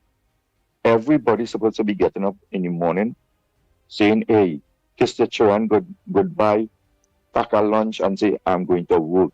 I'm going to this job in this company or this place and earn an income and come back and plan a vacation for when the year done and to be able to celebrate things and live that type of lifestyle in Trinidad and Tobago. People have to understand where it started from. It's 2 minutes, sir. Yeah. They have to understand where it started from and dismiss these people and start to try to make us start now from we want to move forward. Are we going to continue killing our brothers and sisters like that on the street and blame white-collar criminals? No, we can't do that. Have a good morning, gentlemen. Thank you very much. I say all of that, Trinidad and Tobago, because we have to look to rack up. It's just to say that we can't look at one and then look like the other. Because in my book, both is real bad. Real bad. And the majority of the worst things that are happening is the qualified doctors and lawyers that are politicians and qualified accountants. Them is the people that are destroying the country. Understand? Including the shake-offs that just get itself in nonsense. So we must always qualify. Yeah. Andy, you are quite right. And in the case of the breakfast shed, the customers or the operators felt that there was no need to pay rent or pay light bill for a substantive or extensive period, because those who were responsible for the collection thereof or for the implementation and the enforcement simply conceded and give that impression to the business persons over many years. So let me close up, but to secure it, all they have to do is organize and give the people amnesty and start all over and done that shoppiness at the end of the day. Because they put them out and then if they put them out and they put other people there, it's really not going to come across nice. The worst setup is not black people. Trinidad and Tobago, after God, family comes first. Be safe on the nation roads. On behalf of the Ground Report team, yours truly, the Pitbull of Radio, saying, we are out of here. Talk City 91.1 FM. Talk. This is about creating opportunity through responsible management and citizen participation in national wealth. We are targeting US $3 billion in new investment within the next few years in energy, in construction, in tourism, and the digital economy.